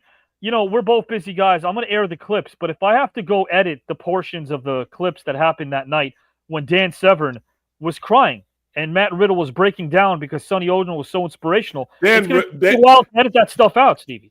Dan was crying because of Sonny's analogies. They were so amazing. Yeah, they touched a nerve. They hit a nerve. Yeah, they touched the nerve, all right. Not the nerve you're talking about. They touched the nerve. He was just too nice to say it. You know what? I saw it. You guys have in common. You came out, Stevie, as your top vote getter in your match. Sonny came out the top vote getter in his match. At some point, it might be a bit of a collision course. There you go. I hope so. I don't think Stevie Ray can take my jabs. They call me Sonny. Oh no way, the monster. Look what Real Cool just said, Avi. Dan was crying for. Oh wow. Look at this. No. I can't see any of that stuff now. Come on. No, I think some of these comments here are being all peppered and cooked up is what I think. Come on now. That's what I think. Hey, what about this though? I got to ask Sonny this question. Sonny, there are a lot of people that I do these roundtables sometimes once every 2 months where I get about maybe 15 or 20 of the luminaries in this tournament to talk about who they'd like to face down the road. There's 6 rounds in this thing.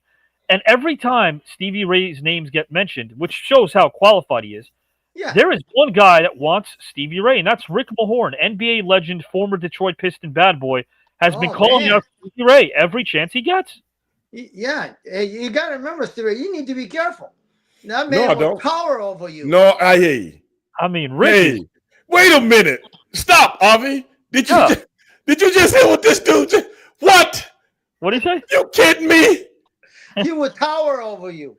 And he's 6'10".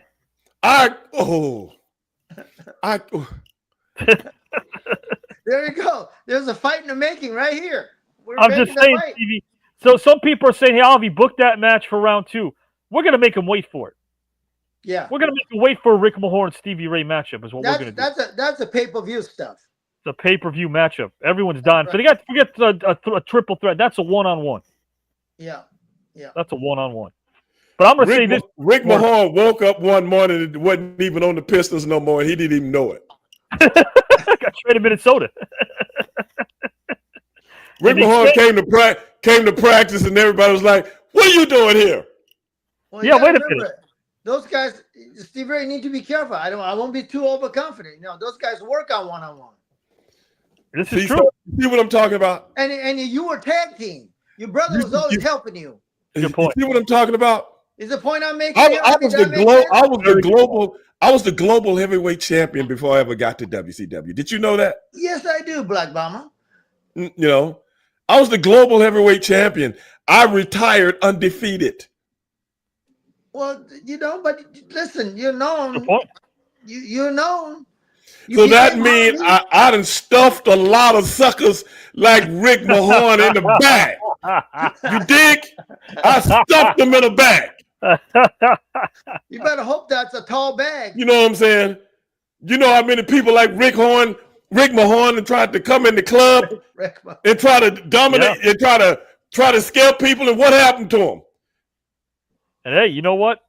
Rick Mahorn, I'll tell you what, guys and gals, if you want to see a face-off between Wait a minute. I don't like Sonny selling me short. Well, hey, you want to do face-to-face. I don't like Sonny doing that, bro. Hey, Stevie Ray, if you want to do face-to-face, you better get you some step ladder. Sonny, you see this hand right here? Sonny, do you see this hand? This right hand right here. Slap him because you can't listen to me. Do you see all the lines and the fingerprints and stuff like that? Yes. There are people out there in this world right now that they could take my print in my hand and identify me in a crime because it's stuck on the side of someone's face, like on Indiana Jones, like Raiders of the Lost Ark when the guy picked up the hot medallion. You see this hand? I thought you were talking about chop that you land those. No, you see this hand? This hand is on people's face right here. Oh my God! And when they walk around, people go, "What happened to you?" I got slapped. That's what happened. Well, you better bring, all I'm saying, you better bring your step ladder so you can get up there and slap. Don't need it, baby. Don't need it, baby. Do you also know that I played against varsity basketball players every day, and they tried to get me to play, but I was a football guy, right, and a track guy, so I didn't want nothing to bother my track and football. Did you know that? Well, I can play football also. I mean, basketball. Just because I didn't go to the pros don't mean I don't know how to sky up and come down with it.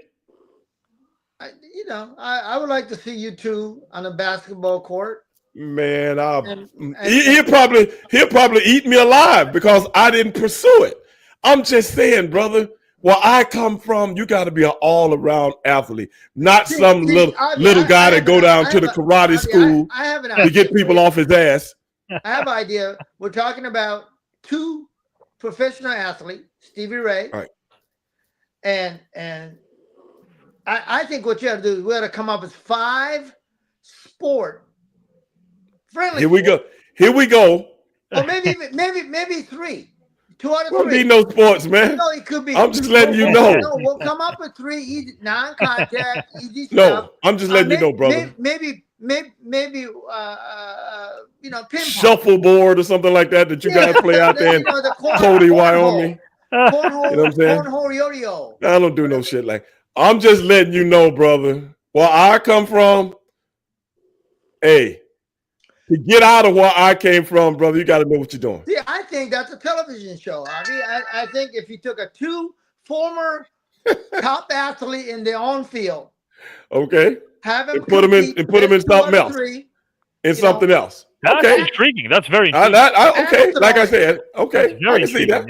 Yeah, I can see that. Ping pong, cornhole. Ping pong, cornhole. And hey, guys, how about this? This is a moment Sonny might want to see. This is Stevie Ray giving us his brand of humor as only he can with legendary Laker Byron Scott. Oh. Let's play this for a second over here, Stevie, if you don't mind, my friend. What you got? Let me pull it up. You pull it up right there. You see the deal? Okay, here we go. Somebody like Byron Scott come on. What he gonna do?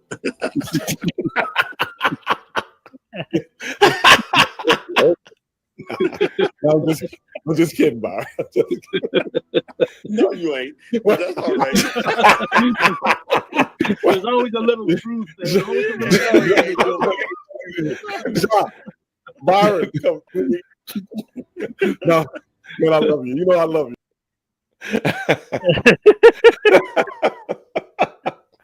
Man, that's Stevie Ray up there right now. There's people right now in this tournament texting me going, hey, we saw the man on TV. We know his record. We know his resume. We know his championships.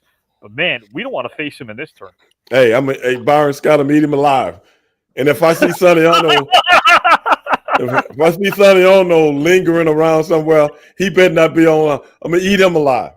Like I say, I'm not going to give you a pass like Riddle and who else? Who was he in? Dan Severin. I'm not going to give you a pass, bro. I'm not going to give you a pass. All right, Steve, I'll be ready for you. Okay, I ain't getting you no pass, man. All that dirt from Shinjuku. Bring the smoke, baby. Bring the smoke. All joking aside, the fans in the outro, they put their top 10 of who they think will win this thing, and Sonny's always the perennial favorite. You see it every outro. Just so you know, I smoke in 2 different languages. Yeah, but only one of those languages people understand. Well, see, you're typical American. You only think in terms of this is like center of the universe. No, I'm just saying. You have to understand. I'm just saying. There's more Asian people. Look, Sonny, I don't care if you knew Mongolian, okay? Hey, Steve, you're a basketball fan. Why do you think Yao Ming was always the top vote getter in the All-Star game? Remember that? That's right. I think some of those votes was imported from China. Of course it was. Well, that's what I'm saying. Yes. I'm just saying. I think because that's the thing about we're not the center of the universe here. Yeah. Once again, Stevie Ray, your mind is so small. You think this is the center of the universe. No, I don't. There's a people. Why on would the you other side think of the that? planet. There's people on the other side of the planet still sleeping, but when they get up and when they see this show, they're gonna vote for Sonny Ono. You know understand? I just said I would that not I think agree. some of y'all means votes was imported from China. It doesn't matter. It's still good. Well, he asked me the question. I'm just saying, if the thing was regulated, Stevie Ray, if all it I have was to say is, regulated to American citizens. As a matter of fact, now I see why Donald Trump trying to do what he's doing. Yeah, I'm with him. you know, I'm with him how now. much- Yeah, Ray, I'm like Nelly. I'm like Nelly and Snoop Dogg now. See, understand this, Stevie Ray. And ask yourself a question I'm like when you Nelly go and Snoop upstairs. Dogg. When you go upstairs to your living room and your bedroom, take everything is made in not in America out of your house. See what Everything, Oh. all the furniture in my house was made in North Carolina. No, Yeah, Steve, your you gotta house- make your house may be, but not your stove, bare bones. not It'd your be bare bones. microwave, you know, not your camera. It might be. Nobody's putting China. I mean, America. Japan. We wouldn't be doing this podcast now if we removed everything that said "made in Japan." That's right. There you go. What about my Samsung phone? There you go. Where do you think that comes from? I think it comes from Korea. That's right. Some of my Asian little brothers are making that thing over in the There factory. you go. There you go. I think it comes from Korea. Yeah. Who do you think all the Apple phone come from? Oh yeah. China. Well, the Apple. I don't care about Apple. I'm an Android guy. Okay. Well, that's all Korean. Samsung. That's true. Well, when I went to Korea, they didn't like Japanese people very much. Hey, nobody using Motorola phone anymore. Yeah, that's true. But they use them in. I think Osama bin Laden would use one. Well, look, they all blew up too. No, not the phone he was using. They couldn't catch him. Oh no, that was the Motorola pagers they were using.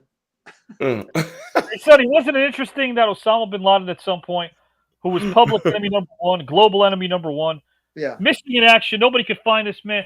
Wasn't it interesting how out of nowhere some CNN reporter spotted the cave and bin Laden said, "Hey, where you been? Come on down here. We've been waiting for you for weeks. We got hummus. We're sitting down here having some falafel together. Why don't you interview me? We've been waiting for this." Out of nowhere, how does one CNN reporter receive no tip and find this some You have to mysterious understand. You know, I just watched the playoffs. I just watched the Stevie Ray, the big football guy.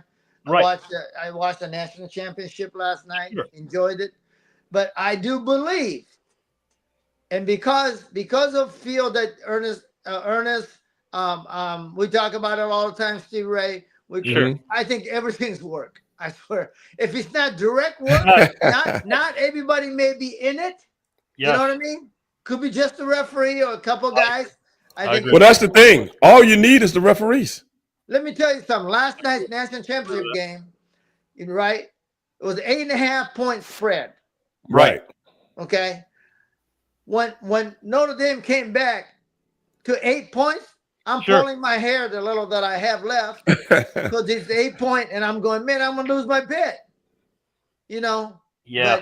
But, but he came back and covered the spread. And it was exciting, entertaining. But man, I'm telling you, I think I agree with that. I think a lot of things to make it entertaining. I think sometimes a lot of those things will work. Well, especially with all the high stakes. I mean, think about how much money is invested in my these God. things. I mean, God Almighty, it has to be. It has to be. At first, we were shocked when we heard about boxing.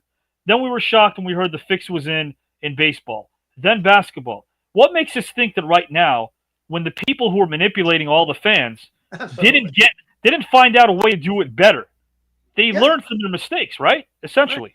Yeah. Well, you guys got to realize something. This is something I was talking with friends of mine about. Over the last 10 years, maybe 12, 14 years, look how many companies are investing in commercials that has something to do with what? Betting. Yeah. Oh. Yeah. You have how many? I mean, you got some of the biggest names in sports that are involved with these betting companies. Sure. Even on YouTube channels now, YouTube channels are sponsored by betting companies. Yeah. Sure. And you remember years ago, Avi, you're a sports guy. Remember years ago, no sports franchise in any sport would come near Vegas. You remember that, Avi? Yeah. Very true. Yeah. Very true. It wouldn't come near Vegas. They said it would never happen either, if you remember. And they said it would corrupt Yeah. whatever sport was. Remember that, Avi? Oh yeah. Oh yeah. Sure. Remember they didn't even want to have all-star games down. You remember that? Sure. Absolutely. Now, and what I'm saying is this, Sonny. With everything that's going on in sports, like what you see right now, they want everybody to invest their nickels and dimes into betting. Well, yeah. What? But when someone like Pete Rose still can't get it. went through what he went through, okay, back in the day, and now everybody's taking advantage of it, but they leave him out. I know it. I think that was the most wrongest bullshit. No, now you're enticing kids. Kids. To bet. Well, look at it, Stevie Ray. Look at the Mega Million, the Powerball. Sure. What are they? Those are numbers they used to run in Harlem's. Yeah, exactly. But what I'm saying is that's up to your own volition, though, because people do win at that eventually. Right. People do win at that. But the thing about bet, that's not it's the numbers, right? That's like bingo, though. Right. That's kind of like bingo. You don't have to go pay bingo if you don't want to. And you don't have to bet on the Mega Millions if you don't want to, even though they entice you. But so many people in sports is competition. And everybody wants to be a part of the winning team. Or can I make some money doing this? We know guys that are fanatics at betting. Oh, sure. You know guys that are fanatics at betting. Sure. But at the end of the day, you ever heard anybody going to Powerball Anonymous? And it should be, because the people who's buying those $5, $10, $20, $30, $50. But ain't nobody forcing them to. But you don't. But at the end of the day, if you're putting $5, $10 here to buy this, that, and the other, because those things ain't very expensive to buy. But how many people are in betting anonymous right now that done lost his house, that done lost his wife, that his kids don't fuck with him no more, his friends don't fuck with him no more? How many people like that are out there? But you ain't gonna never hear the NFL, the NBA, baseball. None of these people talk about that. No, that's the hypocrisy. And if you think about it, even if you go to casinos, those operators know everything about us. Oh yeah, they can track your online patterns of play when you're playing online. They analyze the data in minute detail, so they know everything about us. And I think that's what they're trying to do, is to get us to obviously do as much as we can on. Do you remember the online? You remember when there was a controversy for college players who were playing online in the mid-2000s? Yeah, they still give them hard time on NCAA. Well, what was the wide receiver name? What was the wide receiver name with Jacksonville? Was it Jacksonville or either? It just came out of Alabama. He just got suspended for a year. Yeah, he just got back this year, but they didn't take his life away from him like they did Pete Rose. They didn't take his life away from him. You know why? If you take his life away from him, then it offsets all this other shit that we're talking about right now. Sure. Yeah. Are we talking about Jamison Williams? Shit. He came out of Alabama. Wait, Calvin Ridley. Thanks, real cool. He was suspended for the whole 2022 season. Right. Calvin Ridley. Yeah. That's what I'm talking about. Right. Yeah. Mm-hmm. Nothing against the kid. I'm just saying. They made Pete Rose out to be like the vulture of baseball. He was and I just don't think that was right, man. But don't you think that gambling, in essence, just fundamentally speaking, it's supposed to make you think that you're in control? And the one thing people hear, this isn't, talking about preference over cultures, but here in this culture in the United States, people want to feel as if they're in control. Right. Especially with their money. And I think the companies right now have been able to seize that, because the best way to make us feel control about our money is through our sports. Because we root for our sports teams the same way we root for our politicians. Exactly. We want to be on the winning team. We want to be on the winning team.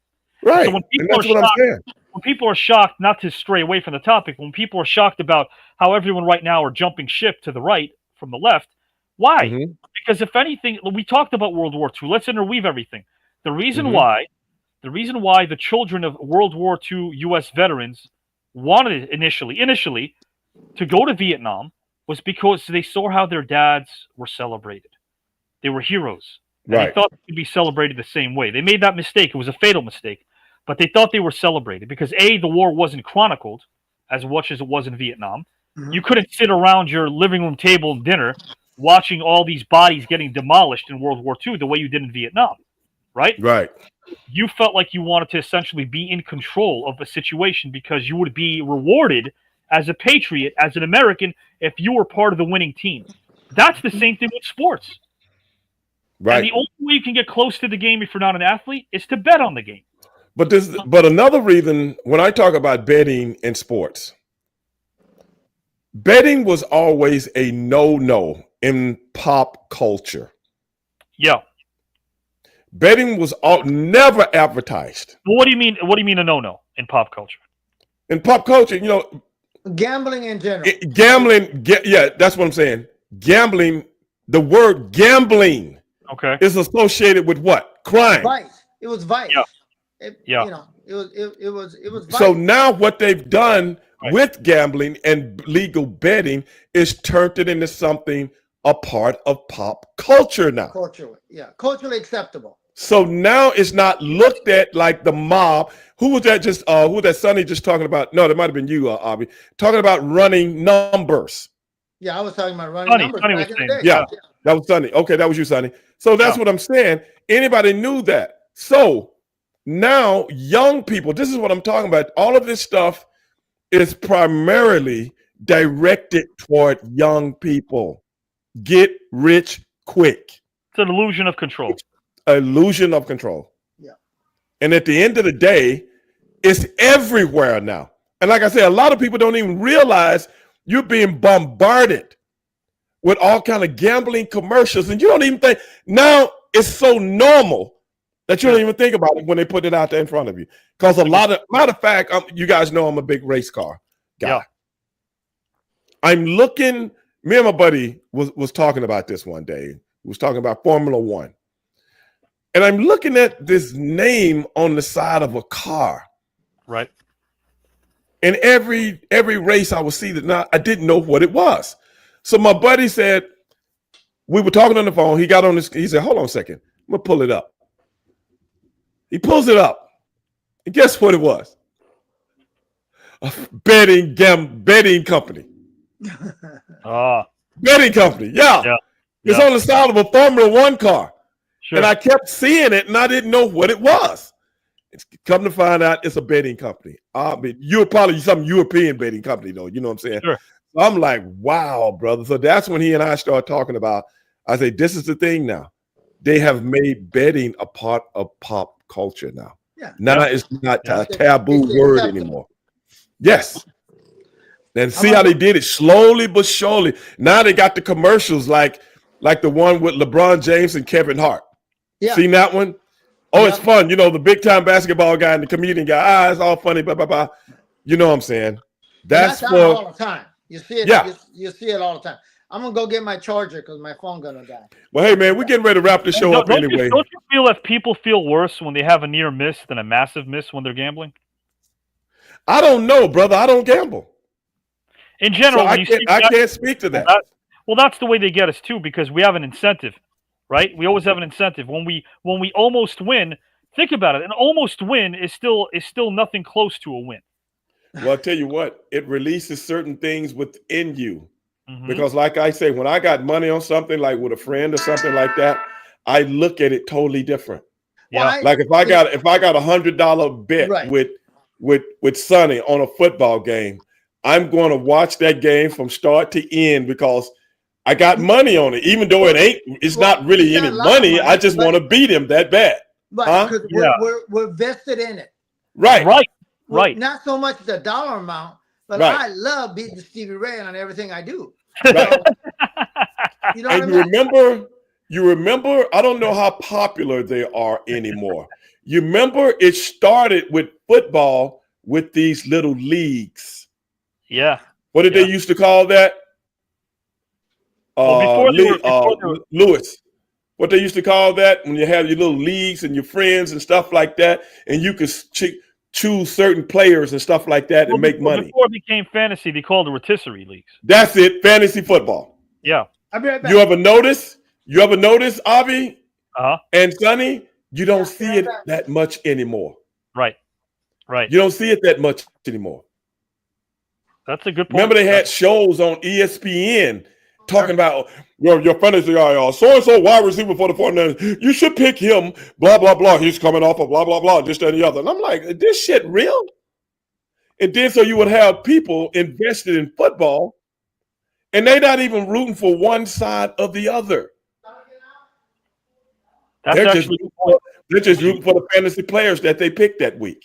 That's such a good point. Yeah, that actually removes them away from being invested in the actual game. But in essence, check it out though.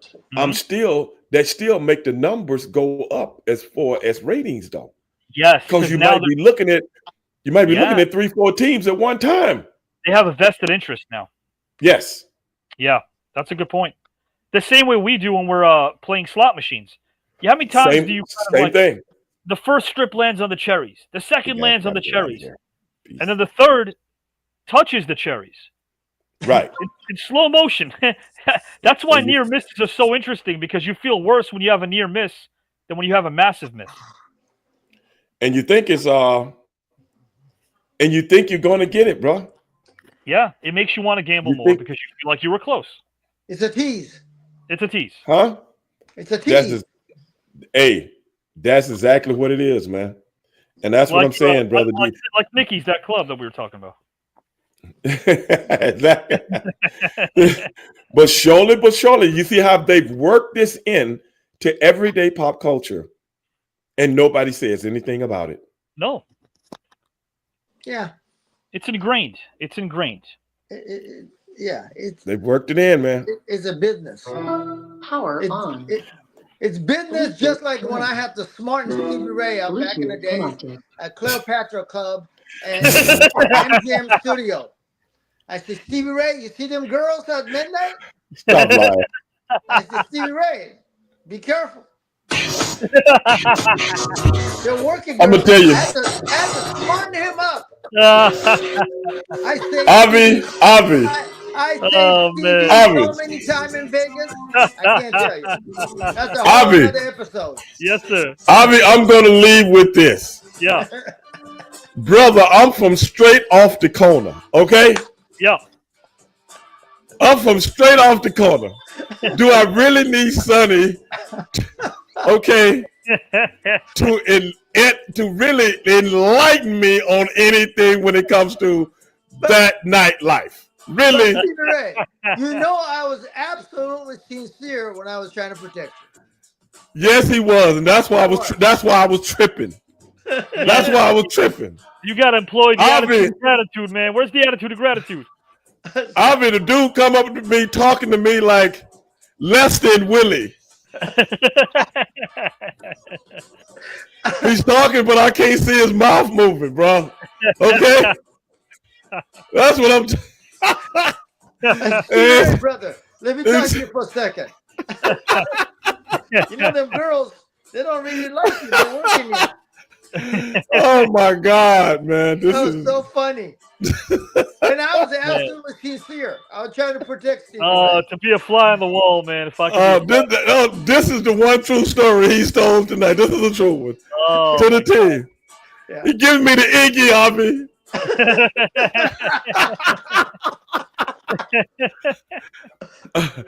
I appreciate that, Sonny, but I'm good, bro. I'm good. Okay, just looking after you, my little brother. I appreciate it, man. But hey, guys, appreciate everybody hanging on with the show tonight and riding the big train of which we call Straight Shooting with Stevie Ray. For my man, Sonny Ono, and my buddy, the Professor, Avi Klein. I'll see you guys on the flip side. And if you don't do anything else, you guys know how to be one. I'm out. Peace. All right, bro.